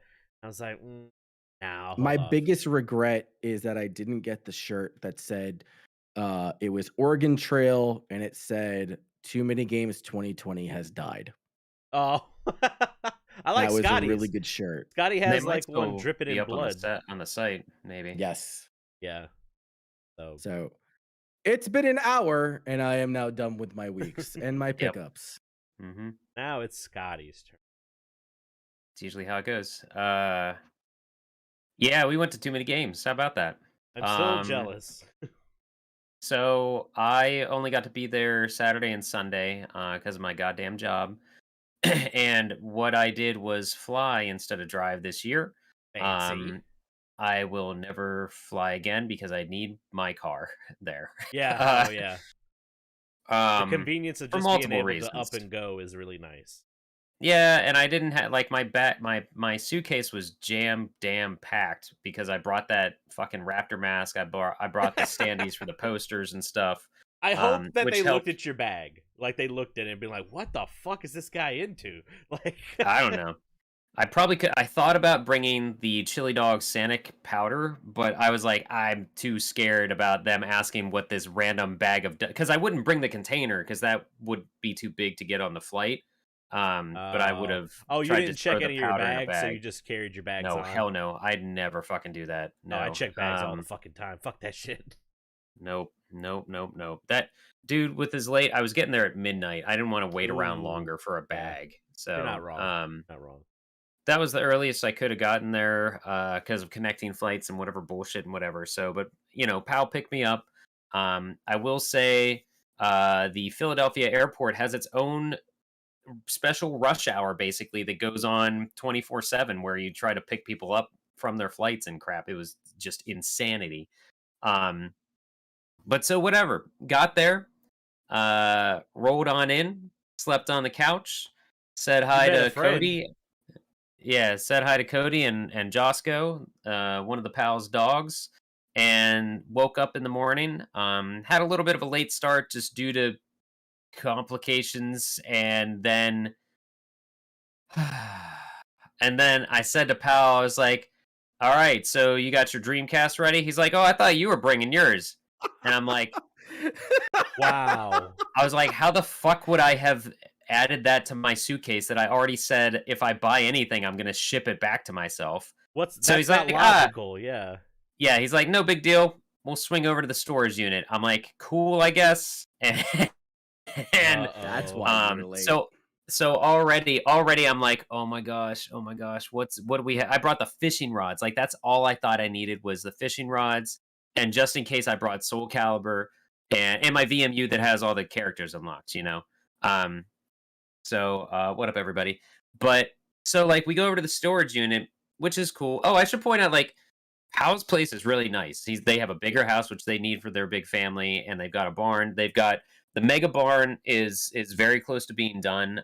It's the floor is nice and painted now. He's got some setups that he's working with between the 3 rooms in there with an arcade cab and a fridge, couch, big TV, chairs. Like he's got his office, so it's shaping up to be pretty nice. And so that was kind of where his head was. He wanted to get that done for this weekend. Cody helped him with that. Cody is a buddy of his who's grown up with Pal. They've been doing the Bloodsucking Geeks podcast, but Cody is a video production guy. Like he has his company, so he brought all kinds of cameras. I saw his camera set up, and like he's got the fucking legit one. Yeah, he had we were pretty blessed with our table setup this year, because we were on the edge of an aisle. Which my first thought was like, oh shit, we're at the edge of an aisle. Nobody's gonna see us unless they go all the way down. But no, it worked out because we basically set up 2 more tables as a comfortable place for Cody's equipment and just our other crap that we didn't have room for behind the booth and stuff. So it was kind of nice with that. But so it was cool to check out the mega barn and see where all this stuff was. And he was like, let's swing over to the storage unit. We swung over to the storage unit and I was like, okay, do you have he was like, it's in one of these boxes. And I was like, all right. And he was telling me a story of there is a broken Dreamcast because when I was playing Shenmue with Odin once, he just fucking out of excitement yanked the damn thing out of the entertainment center and smashed it. It fell. He pulled the controller cable. Yeah, that's when I fell went on the no floor longer, or whatever. I'd be one son less. So no, it was fine. But so we're looking around. I'm like, I found it, and I pull out the Dreamcast. I was like, wait, what game did you say you and Odin played last? He's like, Shenmue. Open the tray. Shenmue's in there. I'm like, cool, found the broken one. Let's keep looking. And he eventually finds the working Dreamcast, but it didn't have any cables. We had the pound cable with the Jesus. I was like, let's bring another HD cable just in case. And I'm like, it's a basic power cable. We're gonna have to like buy one there or something. So I texted Chris, I think at one point, saying like, you Connor said you bought a Japanese Dreamcast. Do you have a cable or something? And so, all right, cool. So Chris saved the So, day with his purchases. There was an amalgamation of people saving the day. And so then we also stopped by Rite Aid to get wipes for my fishing rod controllers because of COVID, good Right. stuff. Sanitizer as well. So meanwhile, Chris and Connor are running the booth, and they're probably wondering where the fuck are these guys. We had to make 3 stops basically before we got there. Wow. And so but we That's right. showed up. For audio listeners, Connor and Chris stayed at their own place, so they were already at the Yeah, convention and like I was supposed to go back with Powell, and I'm just like, nah. I'm gonna go back to the hotel, and I'm glad I did because Connor gets scared if he sleeps alone, so I gotta go hang out with him. No, that wasn't exactly it, but it was just like, Connor got us the hotel room, opened it up to me. I'm just like, I'm gonna go hang out with Connor. It'd be dirty to just leave him. Yeah, and Connor was the hero. Connor was the MVP this weekend. I do want to give a special shout out to him. Connor fucking ran the booth. Yeah, he was slinging magazines left and right. He was telling people about our stuff because he, I don't know what it is, but all of us for being nerds and some of us being intricates, we just get into that mode of running a booth and we have no trouble talking to people. But Connor was in and out, showing people Pole Caliber, plugging the magazine, the posters and everything. So he really did go above and beyond. And we're about to get into another moment where he went above and beyond. Because we show up at the convention. I'm like, booth's looking good. Hi, Connor. Hi, Chris. Let's bring out the TV, bring out the monitor. Boom. Set down that Dreamcast. Boom. All right. Plug in the fishing rod controllers. Plug in the controller into the third slot. Get that VMU in there. All right. Everything's set up. Looking good. We bounce it out. Open up my Soul Calibur case. No disc. What? Wow. And so I'm like, you guys are hey, fucking guys. up. Hey, guys. My game is in my Dreamcast back home since we just did a Pole Caliber thing at a booth last weekend. So I was like, Chris, pal, we got to go buy a Soul Calibur right now. And he's just like, fucking Connor, here, go. He hands Connor money and we send Connor up to go find Soul Calibur somewhere on the floor. He just pretty much books it. Yeah. And then we're still setting up stuff kind of and just trying to figure things out. I've already got pitters down to the end of my short sleeve shirt sleeves basically. And so Connor zips back and I'm like, all right, how are we looking? And he's like, you tell me. Whips out Soul Calibur. I was like, fucking right. You saved the day. Let's pop this bitch in. Load up the game. Freezes at the title screen. Doesn't go past the title screen. And I'm just like, I want to kill someone. That booth didn't know you had a Dreamcast there to test that game. Exactly. So I'm trying a couple of different things and like seeing just what's what. And it was just not like, it was freezing to you can tell, like it's not moving. And so I'm like, let's ship this bitch back to the booth we found it at. So Connor and I both go back there and we find the guy and we're like, hey, this isn't working. We just tested it out. I was vomiting all of this out because I was immediately in the mindset of, you're going to give us our money back because we got to be on our way to find another game. Yeah. So I was like, hey, we actually have a Dreamcast at our booth. We're trying to set up a tournament and run this thing all weekend. We put it in there. It freezes at the title screen. So we just wanted to get our money back. Unless you have another copy of it. He's like, did you pay cash? Or he said something where I was for a second, I was like, Connor, hand him money, or hand him the game. Yeah, it was $25, it's like, all right, cool, see ya. We go to booth, bouncing around booths, trying to find somebody, nobody has it. And Connor was like, what if we find a Japanese copy for Chris's Japanese console? I'm like, I don't want to try that because I don't know if for some reason the controllers, it wouldn't make any sense. But at this point, I'm just like, something else will go wrong if we try a completely different scenario, So we find a booth where it's on a corner kind of, and I see in the glass case the spine of Soul Calibur, and I'm like, hey, how much is Soul Calibur? And he pulls it out, and it had a $50 price tag on it. And I'm like, can we do like 35? Or he's like, I'll do 40 if you've got cash. I'm like, boom, sold. And I told him, I was like, you just saved our weekend because we're trying to run a tournament. We're trying to do this whole thing, and our game just shat the bed. We just found out and we returned it somewhere else. So thank you. Do you have like a business card or something we can plug you with as we're doing this thing?" And he gave me a card. We go back to the booth, feeling pretty good. Put it in. Game runs fine. Get to the versus mode. Second player's cursor isn't moving. And I'm like, let's try a different controller. Let's switch things around, different combinations. And I'm like, you know what? Last time we were doing this, we thought one of my fishing rods was bad. So we went and bought another fishing rod controller. And I'm like, controller port 2 is busted. And I say to Pal, I'm like, I think we need a new Dreamcast now. I'm like, that'll be easier to find at least. That'll be like $100 at least. Oh, yeah, I was telling him like, dude, they're gonna be triple digits. So I want to go just back to that booth where we just found this game because I saw a Dreamcast, but I don't know what region it was. So we and he hands me some cash. Any of this happened. Yeah, Pal hands me some cash. Like we were using like the magazine money and stuff, and we go back to this booth, and there's a Dreamcast on the shelf, like the lid of it is facing there wasn't a price on it anywhere. I was like, is that an American console? Because oh no, actually that's not even how I approached the booth. I walked up to the booth, looked the guy in the face, and I was like, guess what? And he didn't say anything, and I was just like, now our Dreamcast is broken. So is that a US model? And how much are you doing for it? Because we were thinking like 75 or 80, and it doesn't have any cables. He just hands it to me. He's like, we'll talk about it later. Just take it now. You need it. I was like, wow. Okay. Wow. You are suddenly saving our butts in so many different ways. We go back, works fine.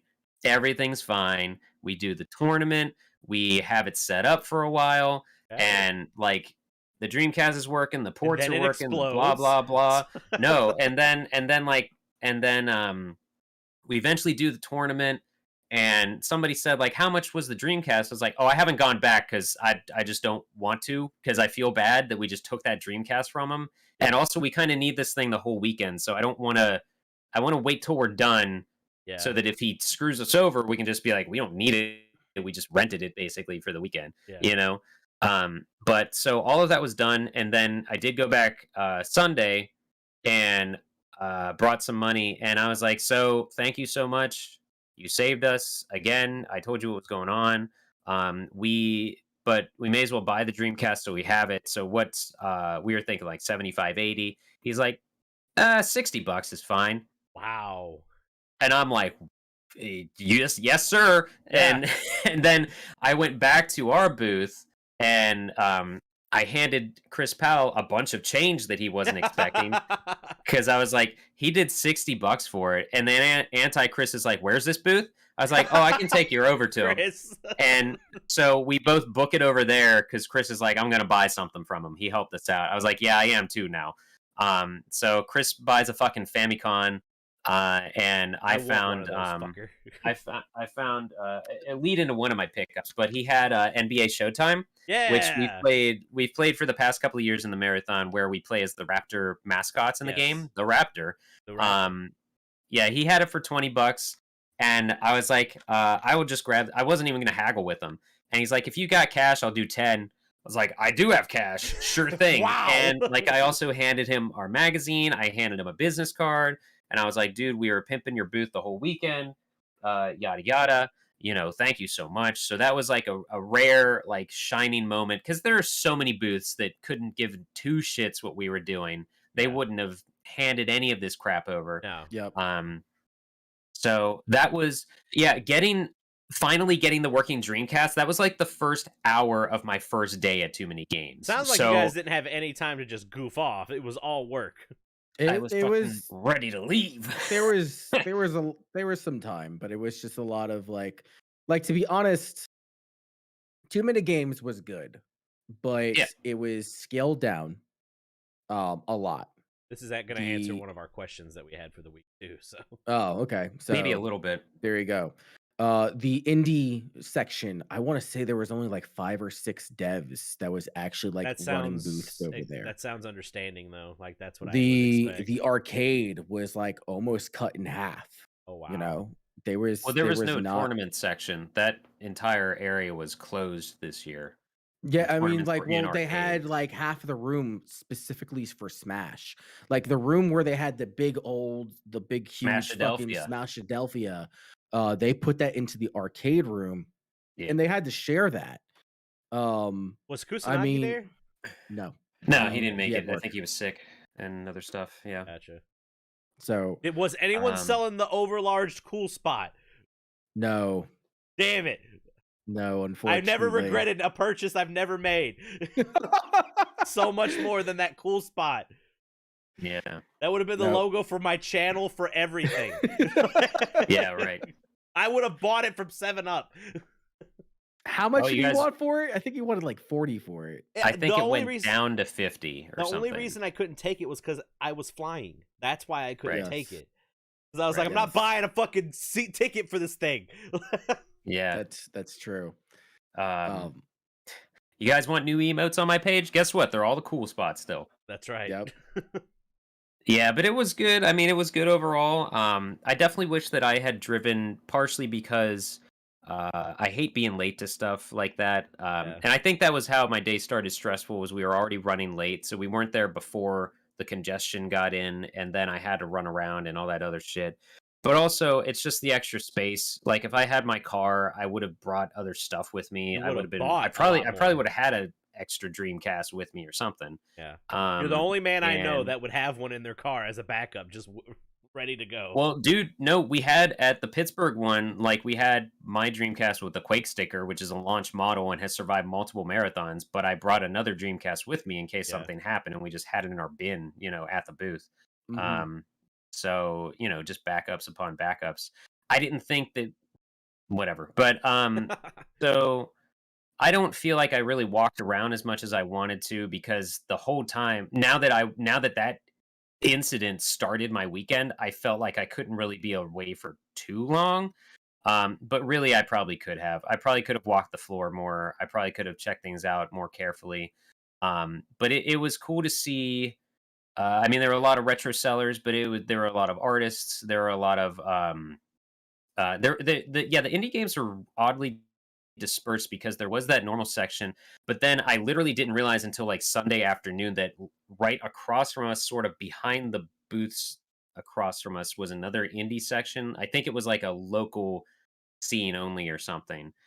Because one dude had was looking at all our magazine stuff and playing Soul Calibur and whatever, and somehow we got on the topic of, I was telling him about the thing that I wrote in the latest issue about all these Dreamcast indie games, and he said that he was an indie dev, and he's like, yeah, we're right over here with our game that's it's a rhythm game with a puzzle platformer. And I'm like, wow. What? So I eventually did try it out. It's called Mason and Strings, and it is pretty cool. It is I've never played really anything like it.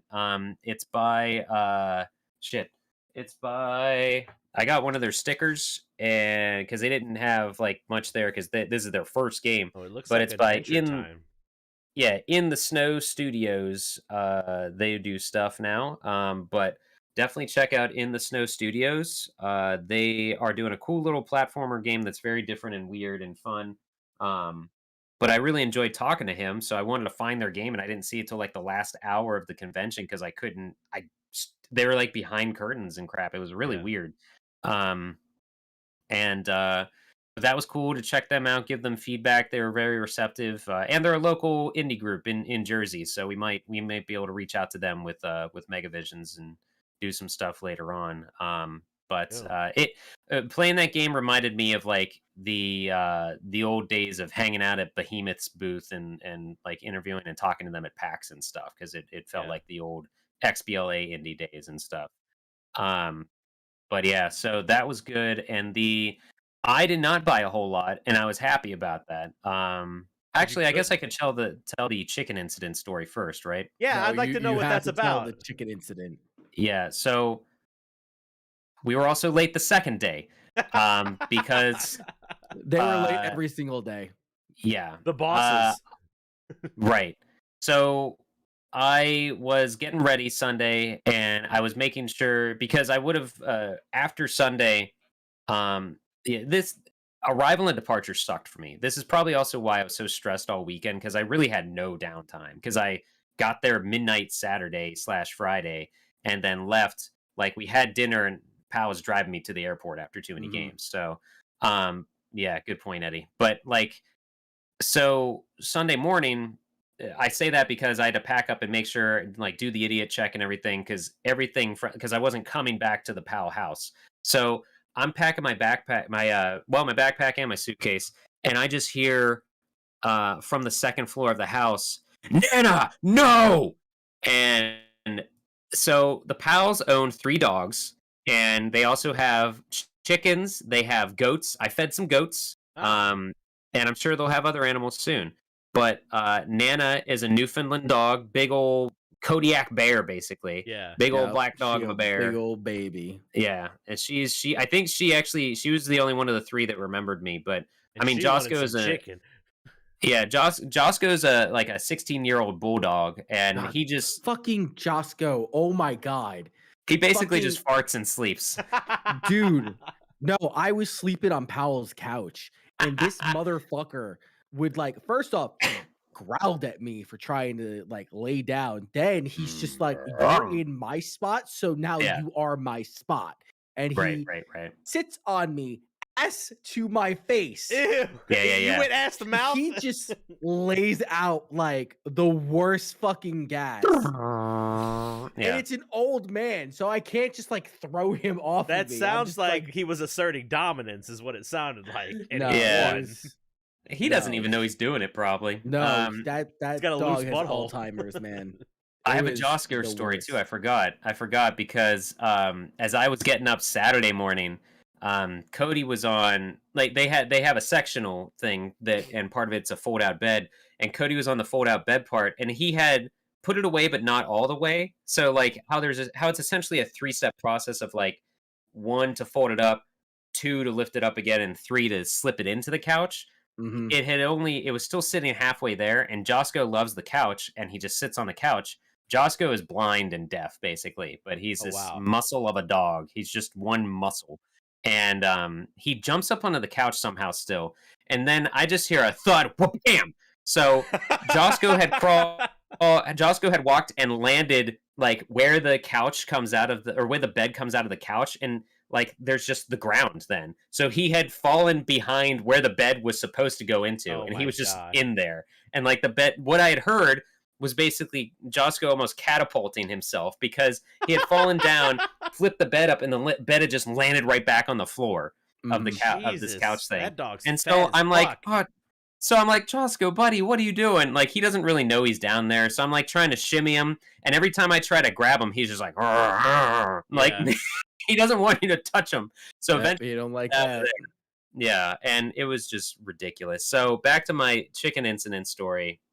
So they have 3 dogs. Nana's a Newfoundland, Josco the bulldog, and Max the corgi/Yorkie. He's a corgi.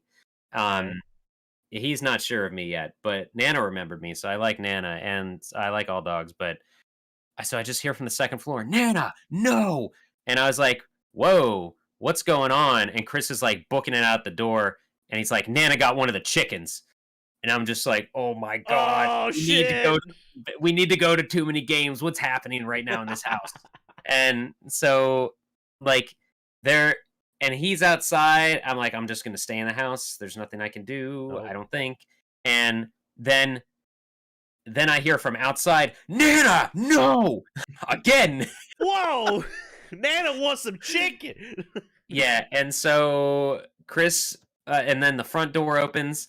He basically tosses Nana into the house and slams the door, and I'm just like, oh, Nana, you are a trouble. dead doggo. Yeah. You fucked up, lady.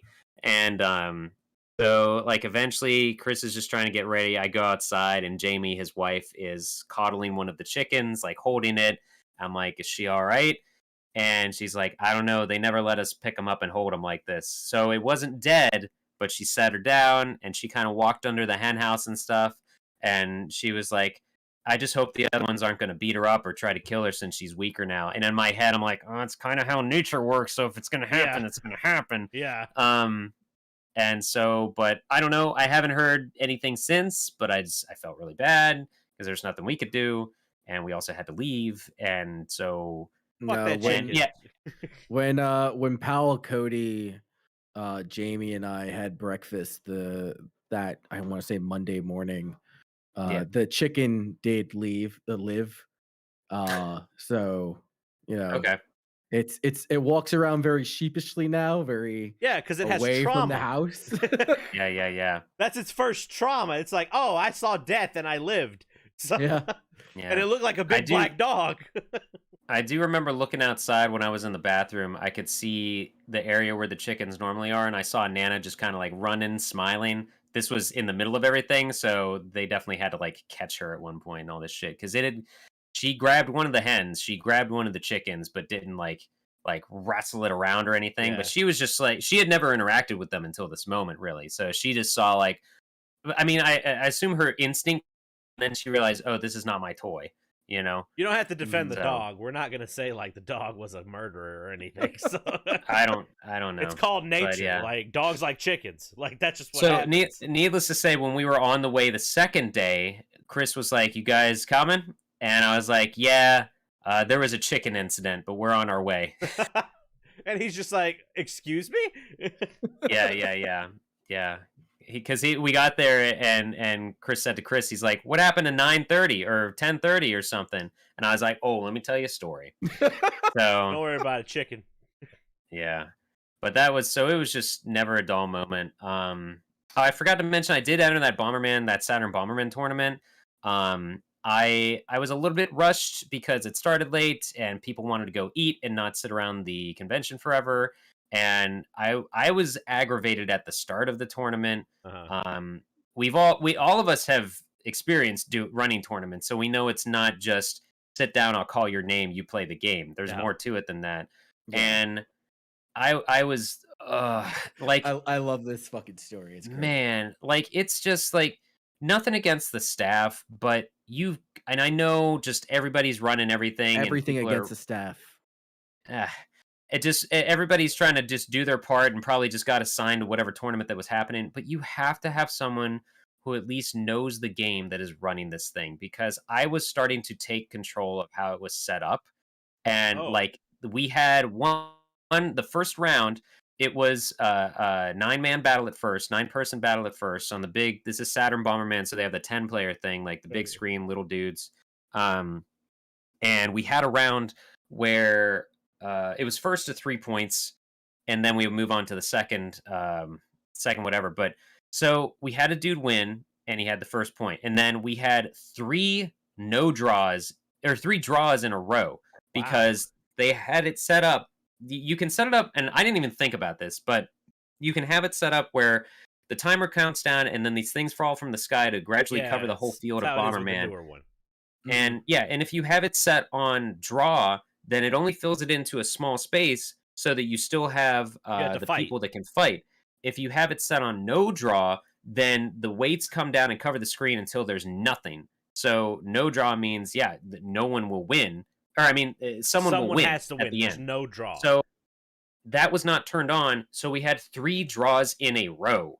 Wow. So we eventually turned that off, and everybody picked their dudes, and then we all killed each other, or killed ourselves to give that other guy a point to essentially start the tournament over. And I'm just like, oh my fucking God, this is never going to end if we are doing this now. Sounds bad. And so, so it was just like, by the time we got to the second round, most people dipped, and there was only enough to like basically do a buy-in and have the third round. But at that point, it's like, it had started at 8 and we were already beyond 9 o'clock, and we were just into the second round of it. And so I'm just like, I want to win this trophy, but I have people waiting for me now. And so I just, if you had your own car.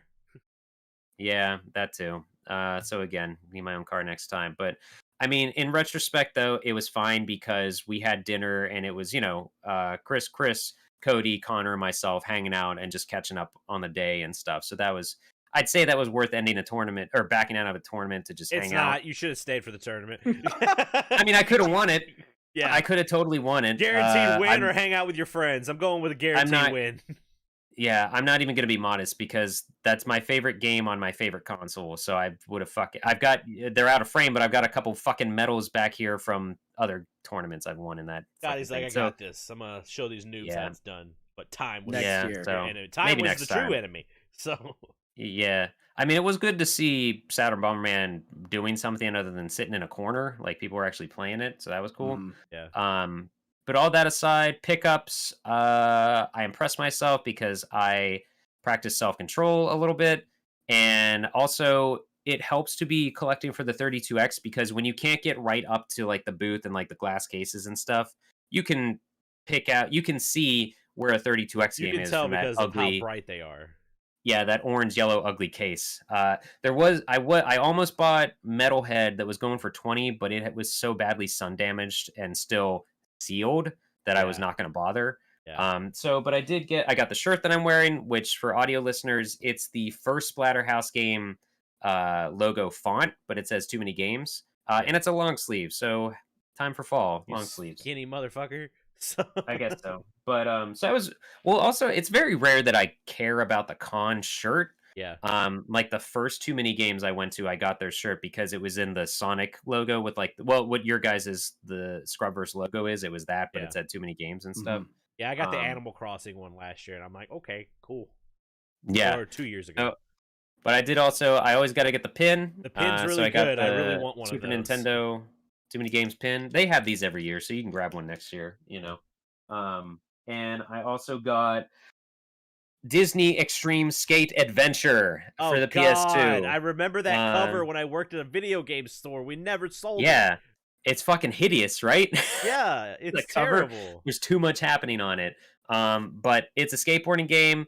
Rachel said it's decent, and it's got a fun soundtrack, I guess, of like pop punky crap.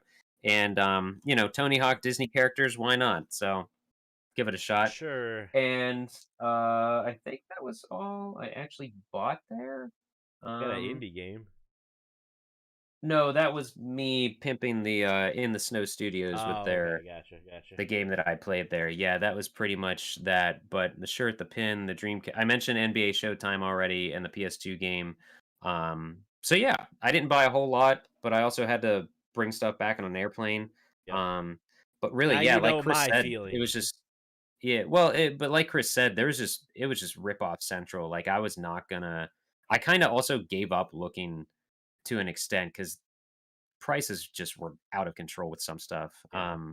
So MagFest it wasn't is gonna be about fine. Like I don't ever buy video games at MagFest. I always buy like figures and shit. So yeah. Like I didn't even is sitting in my glass case that I got last time.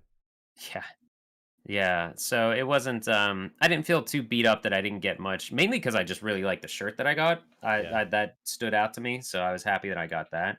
Yep. And then that was Too Many Games. It was a fucking nonstop. It felt more productive and very receptive. Like a lot of people were super receptive to what we were or what we are.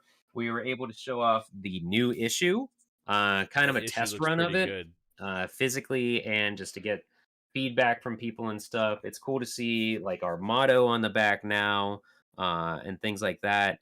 But and a picture of the last Too Many Games on the back of it fucking too. Fat in that picture. So. We can't even see the photo. Shut up. It doesn't matter. I know. He knows. He knows. It's gonna be on both of my copies that I get. So yeah. But it was really neat to show people this. We did have a dude, since the cover is FF Remake and FF 7 OG, which I once I saw it in person, I was like, oh, all I can think of is don't ever talk to me or my son again with how this cover looks. But it's still pretty good. And we had a dude cosplaying as Cloud that held up the magazine. Dude, you guys met someone dressed up as Eddie from Brutal Legend. That's awesome. Yeah. That's so fucking cool. There are a lot of cool cosplays. We were actually Skyro the Dragon, who always hangs out in the Megavision's Twitch chat, and like he basically comes in there to donate bits and talk shit on PAL. Yeah. So it was good to That's all he does. It was cool to meet him.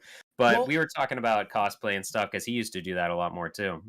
I finally learned what the relationship was between the two of them, and they used to Right. work with each other. Like, Yeah. Oh, okay. fucking Skyro does like public affairs, and Powell pretty much taught him everything. So when he retired, he was just like, "No, you got to live with my bitch ass for the rest of your I'm life. gonna come in I your will streams. follow you and talk all the shit. I The want funny all thing the is, smoke." Pal is never on the streams, so he's Yeah. just like, "Hey, tell Pal he sucks," and I'm like, "Okay." Yeah. Here's 50 But it was cents. that was also happening a good bit at Too Many Games. Is we were meeting people that have checked us out on Twitch or just hung out in the Discord. So it was really neat to make connections with people we only kind of knew digitally before. I am bummed that Game Tracks didn't come back because I wanted to meet him, and I was only there Saturday and Sunday, and he just figured, I saw Megavisions once, fuck those guys, I'm out of here. Basically, he met the important he had people. a flight. He had a flight that he had to catch, dude. Yeah, He's so gonna did be at I. MagFest, so make sure to see him there. Yeah. But it was good overall. It was Cody did amazing work filming, and we got some interviews and just talked about Megavisions in general, and did a lot of cool stuff with that with video that we're gonna hopefully see soon. I'm excited to see the video. Yeah, it should be fun. We had there were a lot of moments that I noticed he was capturing. It was just cool to have because I've kind of been the video dude before, and it was nice to not Well, that's worry what Chris about that. usually is too, but then we never come out with the video, so Right. So it was nice to have one dude that was solely doing that, didn't have to run the booth, didn't have to he do had all like this other it shit. looked like PVC pipes, like a fucking. He was in like a jungle gym, is what it looked like. So Oh no, that's Yes. just something. That's a stabilizer essentially. Yeah. But yeah, that's the shit I want to do. That shit's great. I hope you got a couple grand to spend. I don't. So. Yeah. So that was Too Many Games, though. I could not call off the Monday, and I got through the first half of my workday on adrenaline, and then when my body stopped and I was on my lunch break, I started to feel like shit because the lack of sleep and nonstop talking, like Yep. through a mask and over the sounds of the convention, Mhm. my throat was shot, and my body was just like, you didn't relax. So Tuesday, I called in sick because technically I felt like crap going into it, but You don't have to persuade us. We know. no, yeah, my body needed a day because initially I'd planned on taking off like Friday and then, or I wanted to get there Thursday, honestly, but next time. So yeah, that was Too Many Games, and Corey and I just talked about Galaxy of Terror recently, so check out Everyone the next should watch that movie. Zone. Is it good or is it shit? You're not gonna like it. Well, Okay. I'm not gonna talk about the whole podcast, but if you watch a little bit of the history behind it and its importance, then you appreciate it. Basically, bottom line, if this movie didn't exist, you wouldn't have James Cameron. We wouldn't have all the huge blockbusters that he directed, and we probably wouldn't have a good Alien sequel. We wouldn't have a lot of stuff. Yeah, So, Terminator 2. Terminator 2, all that stuff. But there is one scene that's rough, and it didn't need to be that way. But yeah, it's a good movie. You should go watch it. It's got some goofy ass deaths, and Robert Englund steals the show. Okay. Very show good. no. Very good. Did I freeze? Am I back? You're good. It You're was back. a little janky for me for a second there. And I finished Marvel's What If. Actually, right before Too Many Games, I finished that. I heard that's depressing. It's depressing, but it's really good at the end. And it actually, I think, is going to tie into the movies. So That's interesting because they also do something with the Marvel zombies, don't they? Yeah, it's whatever. Oh, I was not excited to see that because it's just like zombies. Do you really need to cash in with zombies in the MCU right now? Like, come on. Yeah. I mean, it's Disney, so yes. Zombies are not as whatever. But so like that episode is kind of, I hated Spider-Man in that episode, and that says a lot because he's my favorite hero. But Interesting. favorite superhero, Mine but too. So yeah, they just overdid some stuff. But What If ended up being pretty good, and I was telling Rachel, like, I think you need to watch this before we see Spider-Man, and Loki isn't too bad as well. and because she doesn't care about any of these series since WandaVision. And I was like, no, Loki's good, but she was like, I only care about Spider-Man and maybe Doctor Strange. I'm like, yes, that is why you need to watch What If now. After finishing it, I realize you need to Now watch that you're those two. explaining, and after seeing the trailer for the next Spider-Man movie, I understand where this is going, and I need to watch these. Yeah, and it's fun. I had to get used to the animation. I wasn't a fan of it at first, but it grows on you. Gotcha. And this past Wednesday, I played Curse of Ilmore Bay on the Megavision stream. Eventually, it is an you indie did, yes. Genesis game. Yeah, thanks for all your help, Corey. Shut up! I died. All right. Mm-hmm. I have Oh one my day God. out of the month where I literally die, and that was the day that you needed a token for Twitch. Yeah. And it wouldn't have mattered if at 8 o'clock when we were going to go live, the dev immediately followed us on Twitch. And then they tweeted to us like, you guys running late? I'm like, oh my fucking God. I would have just canceled everything if this hadn't just happened. But TJ saved the day. Yep. He helped me out with his IT know-how. And it's actually a pretty good game. I really dug it. It's a platforming, Halloween-y themed thing. Lots of nods and references and You're Easter fighting eggs, a sexy witch, so... Yeah, she's a bitch, but it was fun because also the dev was hanging out in the chat too and like giving me pro tips and also kind of just BSing about their other upcoming game, Ira, that looks like it's going to be pretty solid too, on the Genesis and other stuff. But Curse of Ilmore Bay is good. Please check it out. And then earlier today, I started up Resident Evil 2 Remake Leon's second half because I hadn't done that yet. I still have to do the Claire story. I only ever finished the Leon story.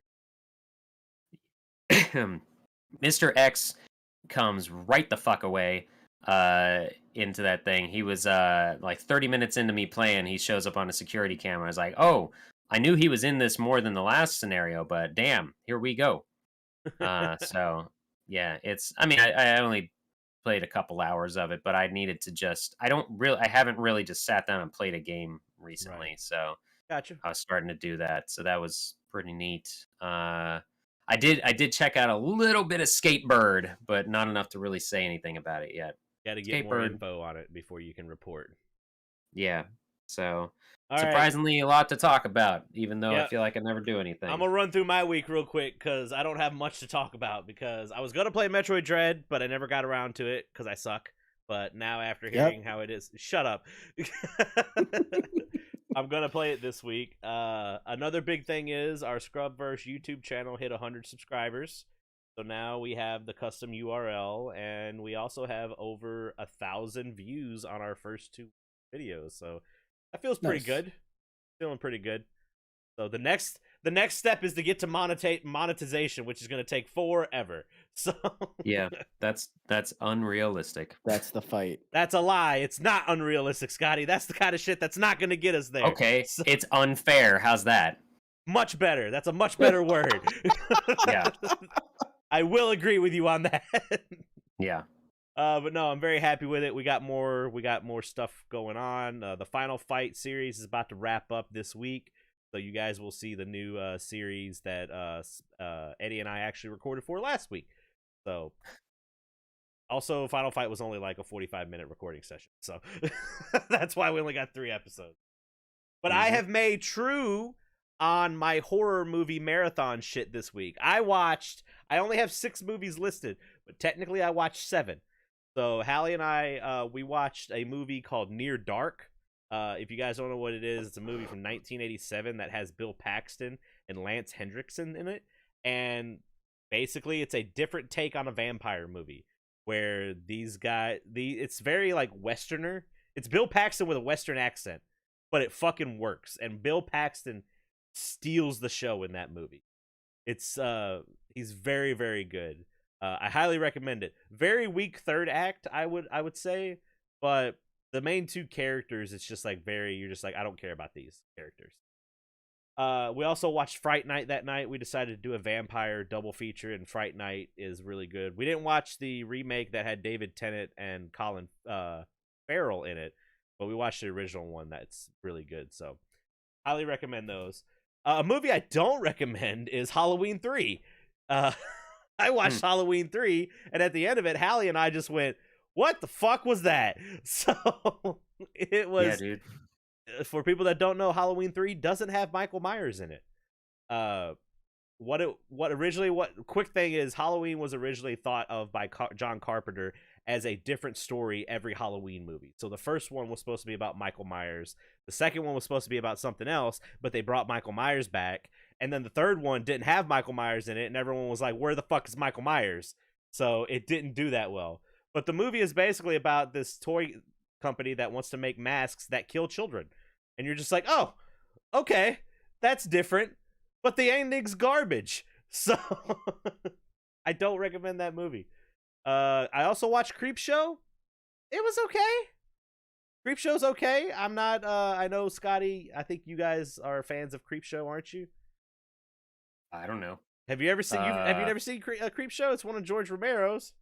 Oh, yeah. I like the one with the college, the thing in the crate. Yeah, I told Hallie that was we liked that one, and we liked the one with Leslie Nielsen where he buried the two up to their necks on the beach. So yeah. Mm-hmm. But the other ones I kind of fell asleep on. But oh yeah, I forgot that we saw, that was another one we watched in Row House when they were doing all their spooky stuff in their theater. Oh, I almost forgot. I did watch 8 movies this week because we went to the theater. A local theater on Tuesday night was playing The Exorcist, the first one, and we decided to go watch it because I'd never seen it in theaters, and it's just a good movie.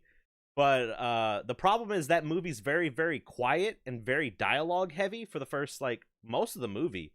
And there must have been an action movie playing next door to us because it was just constantly like,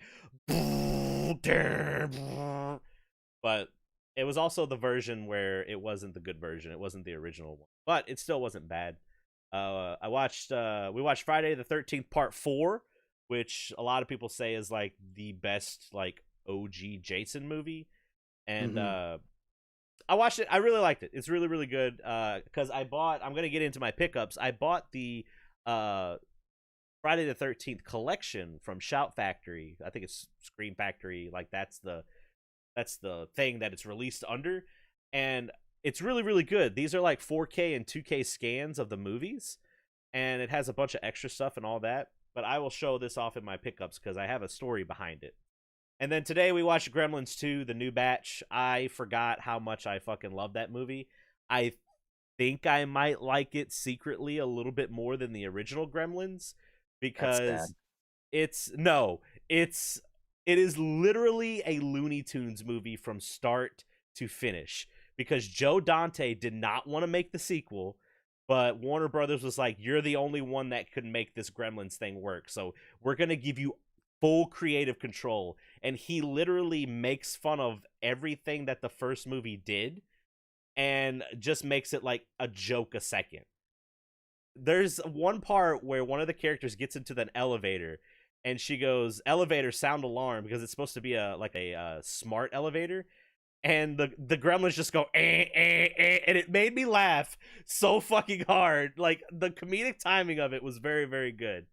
But no, and then I rewatched Galaxy of Terror for the podcast. So I'm staying true. We got a lot more that we're gonna watch, and I'm gonna go right into my pickups because this is the only pickups that I got. Like I said, I bought this collection. This collection's super, super nice. It's a 16 Blu-ray discs collection that has all the movies and at least 4 Blu-rays worth of extra stuff. And 19 songs on 16 DVDs. That's what it is. Do the Who's Line ad here. But look at this shit. This is how it showed up. Yeah, plastic ripped open. Like, the cardboard right here is falling apart. Oh, I didn't know it was separated like that. It's all separated right there. So since it was ripped open, I'm definitely... So the order says it still hasn't been delivered yet. So I can't do nice. I can't do the refund yet. Right, but since they're open, we're watching them. So I'm going to tell them, like, hey, it was ripped open. I don't give a shit. My biggest fear is they're going to make me send it back. They're going to give me my money back, but then this isn't going to be on sale anymore, or it's going to be sold out. So best case scenario is they give me my money back and they tell me to keep this, because even though it's in shitty condition, I'll take it for free. So yeah, I was not happy. I was very, like, it came in a box. It was shipped in a box 4 times bigger than the collection itself with zero padding. Oh, I thought it was just in a box and like the size of that. No, it The was in a collection huge box, box. so it was just banging around inside that box the entire time. Yeah. So, Yep.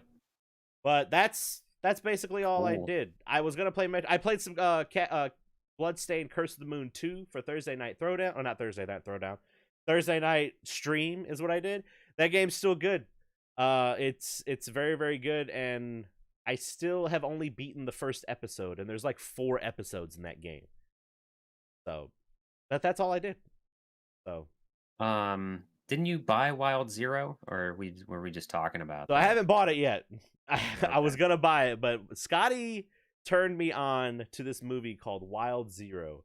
And the only Give me thing 5 minutes and I'll get Corey to buy something, basically. Dude, okay, so look, we finished up our podcast and we were talking about other movies that I wanted to watch, and I want to talk about a zombie movie. Basically, Wild Zero. Wild Zero is a 1999 Japanese comedy horror film directed by Tetsuro Takuichi, which I probably butchered the name. It stars an actor that I can't say their name right as Ace, a fan of the Japanese rock power trio Guitar Wolf. After assisting the group, the band's eponymous vocalist makes Ace his blood brother and gives him a whistle to blow during times of trouble. A punk band made a zombie movie, and it's good. So We literally, I remembered now after we had talked that this was one of Row House's midnight showings, and like they have all these ones that they fit these themes and whatever. But then during every week they have something that's on at midnight. It's only going to be on that one showing only. It's definitely just something the staff picked that it's a 50-50 shot. Anyone will give a shit, and we're like, let's go check this thing out. And it was one of the dumbest, best zombie movies I've ever seen. They almost got they were trying to get the band to actually show up and like talk before the screening of it or they whatever were on too. tour. But yeah, but it's a fun, stupid. Yeah, it's great. There's the only way I could see. You can't watch it. It's not streaming on anything. You can probably find it on YouTube, like a bootleg copy. But Maybe. The only thing I can see is like a $18 copy, DVD copy on Amazon. So I might be buying it and watching it.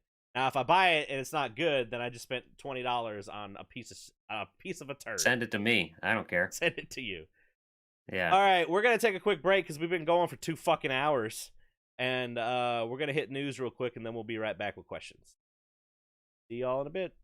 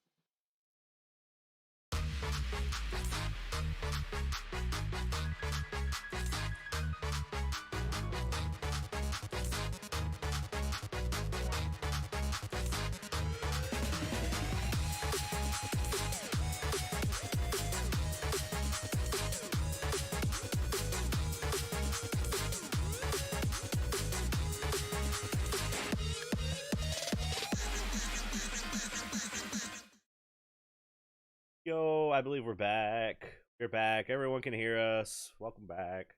Yo, yo. The other thing that we were going to talk about for news was Animal Crossing got a direct. Oh, it's a first-person shooter now. that would be awesome. Then you just get someone Doom needs to Guy make in a there with mod. Isabel. Mhm. Yeah. I apologize for anyone that listens to this and really likes Animal Crossing, but we can't do this direct justice because we're not really big into Animal Crossing. So I don't know if we're going to be really excited about a lot of this stuff. Looks like a bunch of extra shit's coming in. You can partition walls now, and there's a lot more like designs that you can customize your characters with, and new characters. People already on Twitter are like, I don't know who this character is, but I would die and kill everybody for them. So but the main thing we wanted to talk about was at the end of it, because at the end of the direct, I want to say this direct was about 23 minutes long, and around, I think it's like the 20, right around the 20-minute mark, we get, basically it's telling us that there's some paid online, and the way that's going to work is you can either just pay for the Animal Crossing itself, or it's also going to be bundled in with the Switch Online expansion pack, which is going to have everything that the Switch Online stuff currently has with the NES, the Super Nintendo, the online connectivity, the cloud saves, all that stuff, plus the N64 games and the Sega Genesis and the Animal Crossing stuff for $50. And Dude, then that family plan is jumping to fucking 80. Yeah, and that family plan was what, 40? Like fucking 20 or 30. Is that what it was? Thing, yeah, base thing for it the was year was only dirt 20. cheap, dude. Base was 20, yeah. That makes sense. The internet broke as soon as they saw this. They're like, "This is fucking bullshit!" And I'm just like, whatever, you're gonna pay for it. Shut the fuck up. Nintendo's never ripped us off before, ever. Someone Here's did my the 3 math. copies of Mario Kart 8 Deluxe, Yeah. idiot. Someone did the math and they're like, yeah, like $2.40 a month, $2.40 a month to have access to this shit. Yeah, sure. I spend my money on more stupid shit, so Nintendo can have my money. Mm-hmm. I'm buying fucking, it. Along with getting rid of you can block words on your Twitter feed from popping up, and on Metroid launch day I did Metroid because I was tired of seeing everything for a game I didn't care about, and now I have to do the same for N64 because everyone and their goddamn mother is going to complain about it and then buy it anyway and not speak with their wallet like they should. Yep. Right. I'm speaking with my wallet because I want these games to play multiplayer with my friends. And I have a YouTube channel where I need to make content. So that means I have to get it. I'm writing it off as a business expense. God. All right, Dan Reichard. Look, it's possible, all right? But what do you guys think about this? Is the price reasonable? Is it too much? You know, every other like package that like Microsoft and Sony have for their internet service is roughly $60. Yes. And they give you free games every single month, but it's just like 3 games for that month, and then maybe some discounts on some other shit. Nintendo doesn't have anything like that. They don't give you free games. What they give you is access to an older library. And for what was it, $20 for a single person? That's good. That's actually great. I think that is a really good way of like opening up and having access to your legacy titles at an affordable rate. I do not think that having access to the N64 and the Sega Genesis warrants boosting up that cost to $50. Well, I don't. I think with the Animal Crossing, that's what pumps it up the most, I think. Because the Animal Crossing DLC stuff itself, if you just wanted that, is $25. So if you take that into effect, you're only paying an extra $5 for the Nintendo and the Genesis stuff. Then let us do that. I don't care about Animal That Crossing. is true. I would much rather pay an extra $10 to get that stuff. And that's what I'm saying. Like, I think that boosting up the cost to like $30 or $40 for the N64 and Genesis is reasonable. Boosting it up to 60 is a little bit egregious, especially since what multiplayer games are popular on the Switch?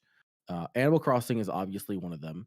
You also have Smash. Smash, which has been running off of the Nintendo Wii's mainframe forever. Yeah. You have Mario Kart 8. You have what else? Help me Tetris out. 99. Yeah, That's Tetris literally all I 99. play online on You've my got There's Switch. Mario only like Golf. there is like a relatively healthy number of games to play online, but like most people are not playing the third party games. They're playing the Nintendo exclusive games.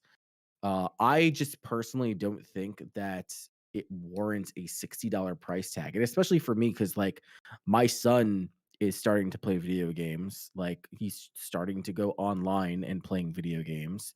My wife plays Animal Crossing every now and then with her friends. She needs access to the internet to do all that shit. Yep.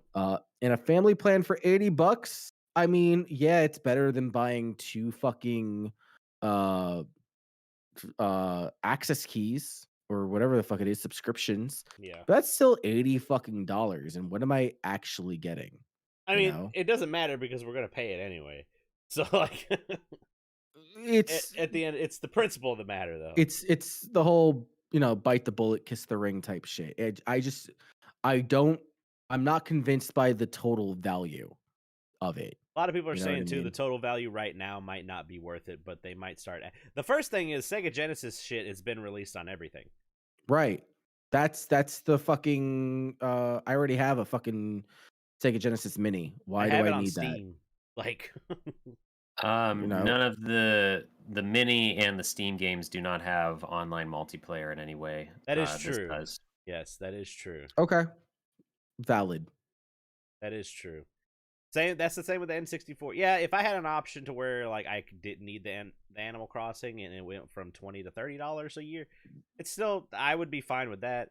Also, maybe they're gonna give us a lot more stuff with the N64 to make it worth it. So I don't know. They've got some games planned, but it's like the same issue that we ran into with the Super Nintendo and NES, where it's Jelly Boy. whenever we get a drop of games, it is so few and far between that we'll get an update on it. Like, or the games they drop are garbage. Yeah, that too. They are their own worst enemy. If the Virtual Console hadn't existed on the Wii, no one would think this is as bad as they do. That's true. Yeah, the Virtual Console was awesome. Dope. It was so dope. Yeah, I was talking to Graham of Megavisions about this. I was like, dude, the Virtual Console, granted in my apartment during college, we didn't have a 360 or PS3, but the Virtual Console, we were so pumped for that we knew what time of day that new shit was dropping. Yeah. We were on there looking at that. But Splatterhouse was one of the first games we grabbed on there and played the shit out of, like, the other same stuff. with the Wii U. The Wii U started having weekly specials on Virtual Console. It's like I remember getting Super Metroid for 38 cents because it was on sale that week. And then that's where the whole meme from people are saying, like, what the fuck, Metroid can't crawl? So because they knew people were playing that game and they didn't know what the fuck was going on. I don't know. I'm still gonna buy it $50 for a year. I mean, I need a reason to stop my PSN. I don't use my PSN network shit for anything really.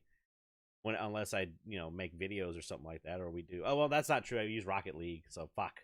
Yeah, PS Plus. I literally own to play Rocket League. I realized thinking about this stuff. So, but I was also talking to Graham and saying, like, dude, the thing is with all this is what I want out of like the games I grew up with. Like I was saying to him, I was like, imagine if we that's how it was being brought up because we were talking about that Saturn emulator found on that other game on Switch. Yeah. And we were saying, like, dude, this is what we want. Like, I just throw these old games online, don't make any changes, just add online multiplayer. Like Road Rash, I'll play that online. And I was, any Saturn game, throw that online, add nothing but multiplayer because that's what they're doing with the SNES and the NES stuff and trading or sharing your controller virtually online and all that stuff. So like I'm happy to play these Genesis games online with people. We don't outside have to go of Parsec, I guess. Yeah, I was but, gonna say we don't have to go through Parsec and all that stuff. So Yeah, I so get the ease of life there. So I don't know, like I said, I hope that if we're paying more, which I highly doubt this because it is Nintendo, but if we're paying more for this, that the online connectivity will be better, but I'm not gonna hold my breath. yeah, I don't know. Yeah. That's all we got for the news. You tell us if you're gonna buy it. You can email us where, Chris, where if they want to tell us some information or ask us a question, where can they go?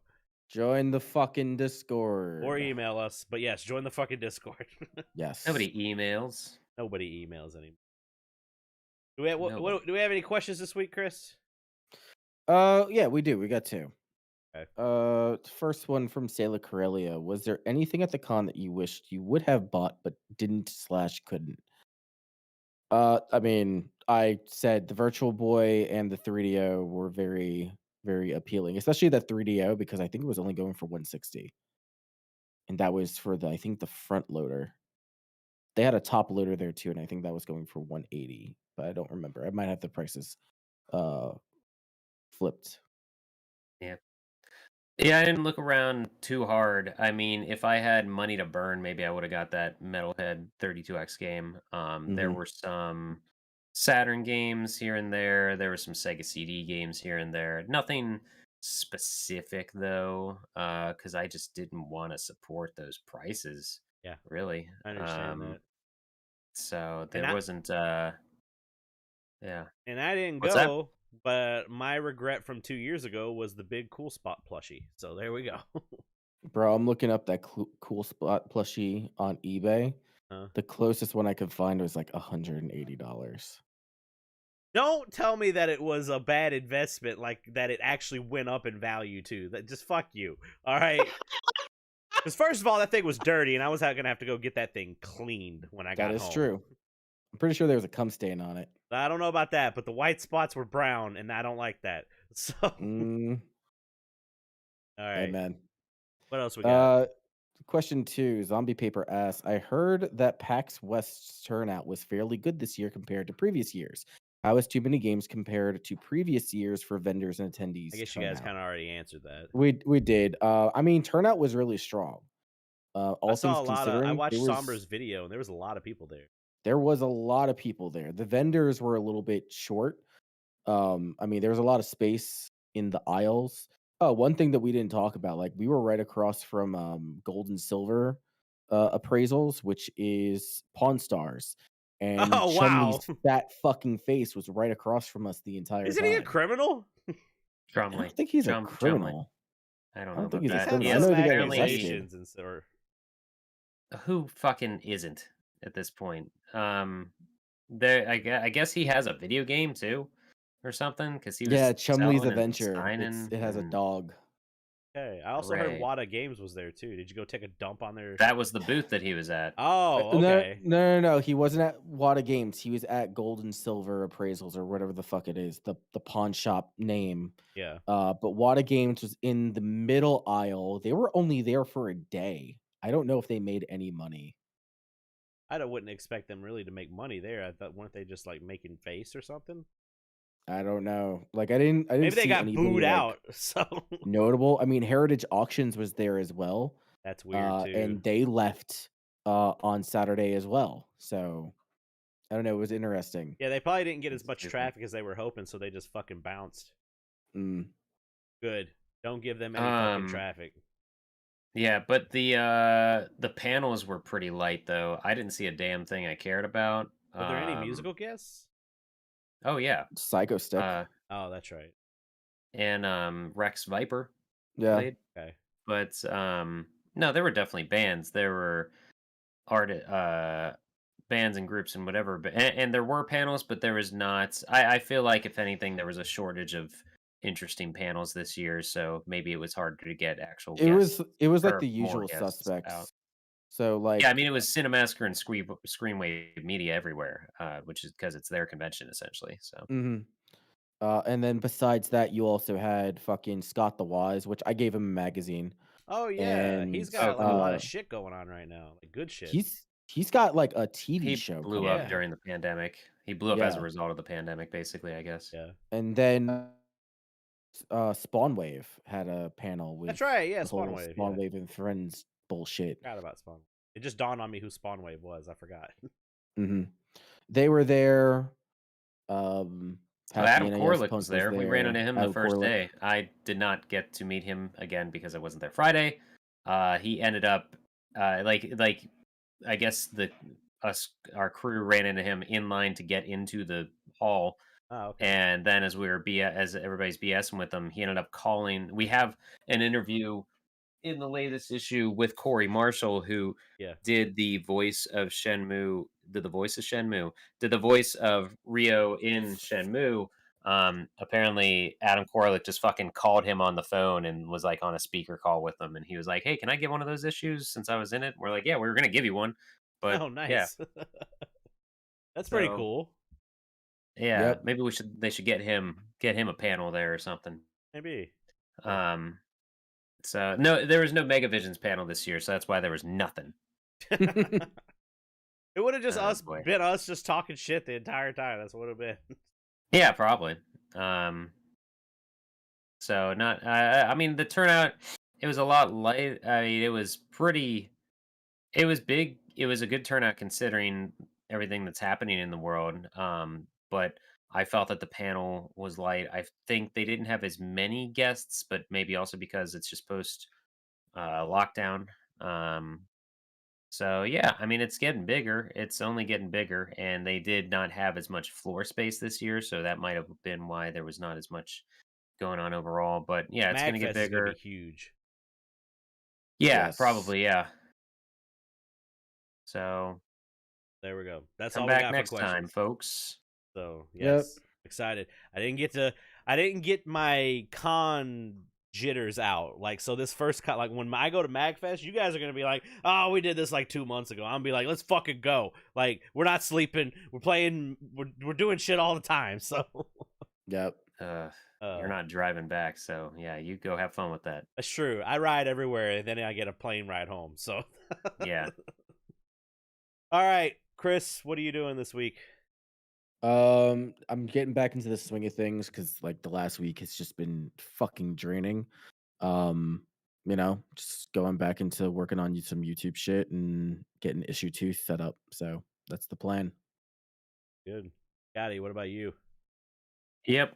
We're gonna start planning things out for issue 2. I am speaking of issue 1. I'm gonna be streaming on Wednesday, Haunting, starring Poltergeist, since we talked about that in issue 1 That is on a the movie. Genesis.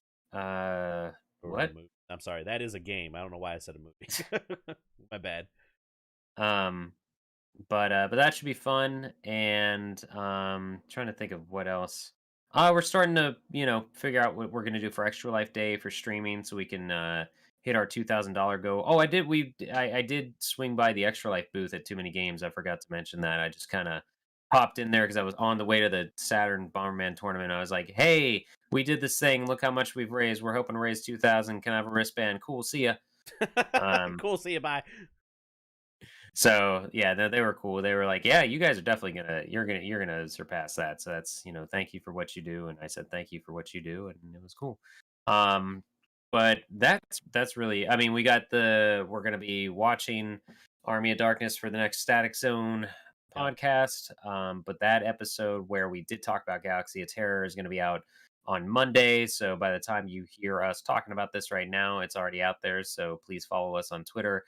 At Static Zone Pod is the best place to keep tabs on us. Let us know how that show's going, people. Let us know what you think of it.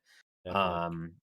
And I believe that's everything going on in my life. I might see a rock show tomorrow night. Might go see Teenage Bottle Rocket. I don't know how I feel. Teenage Bottle Rocket sounds great. So. Good old speed punk band. Awesome. Well, I'm going to be working on. We got recording for this week, which we'll talk about after the podcast. I've got 2 recording sessions to edit. So all of the things that I have edited have been scheduled on YouTube. So I just got to get in there. I definitely need to edit the stuff for Eddie and I next, since I have that session going, and Final Fight's going to be finished this week. But then we got more Mega Man Legends. We got more Legend of Dragoon. Chris and I were just talking about we might start doing some little one-offs just to throw in here and there, just because Legend of Dragoon is going to take a while. Mega Man Legends might take a little bit longer, but Legend of Dragoon also is probably going up to 30-minute episodes because that is. We were like, we need to keep it 15 for the algorithm, but after those first 2 weeks, we were like, not a lot happens in these episodes because it takes so long to do shit. So, but yeah, we'll do that. I'm watching more horror movies. I will have another update on that next week. I'm for sure starting Metroid Dread this week, and I am playing Castlevania Bloodlines on Thursday over on the Mega channel. I've never played Bloodlines before. I've always heard that it's pretty good, so we're gonna see about that. All right, that's all we got. Hell yeah. Eddie will be here next week. Eddie had to go. What was it? He went and saw his family. That's what it was. Yep. Yeah, something dumb. Some dumb family Something now. stupid. Something stupid. So, all right, we're gonna get on out of here. So, we will talk to y'all later. Take care. Peace. See ya. All right, we can stop our recording. We can go raid some. Jesus, 2:45. Granted, I started recording before we started recording. Yeah, this is a big one. All right. I don't want to sit there. We know anybody, Chris? You got anybody on your list? Ooh, Splatterhouse. Who is this? I don't know. What? Splatterhouse? I don't think I followed these people on the Megavisions account because I don't recognize the name. Let me. Nope, see. nobody close. I've got Free Play Arcade playing Third Strike. I don't know. The only person I have on my list, Meryl's streaming. Hey, it's Meryl is pretty active in our Discord. They're playing Pokemon Sword and Shield. Yeah, I mean, this guy's only got 15 people watching right now. Playing Splatterhouse 2. Looks like it's the end of the game, so I don't know how much longer he's playing, but How long have they been live? 2 hours and 42 minutes. Yeah, they're This probably is the wrapping up. last boss. Hey, we'll toss it over to Meryl tonight. I remember how to do this. Want to chat this one? We're gonna /raid. Am I spelling it right? Hey, it's Meryl. Come on over to play. Man, I really like Franklin. Franklin's good. I don't know if that worked. It says we're raiding. Do it? It do. Maybe? It's taking a really long time. Well, it's got to do the countdown, but I don't know since I'm doing restream if the countdown's working right.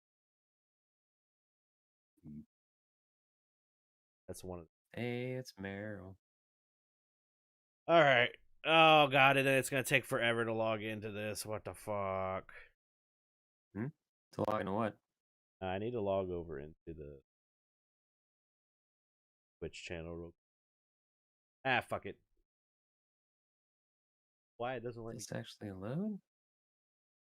All right. Well, if it didn't raid, I apologize. So we got to learn how that's working. But we're gonna get on out of here. We'll talk to y'all later. Bye.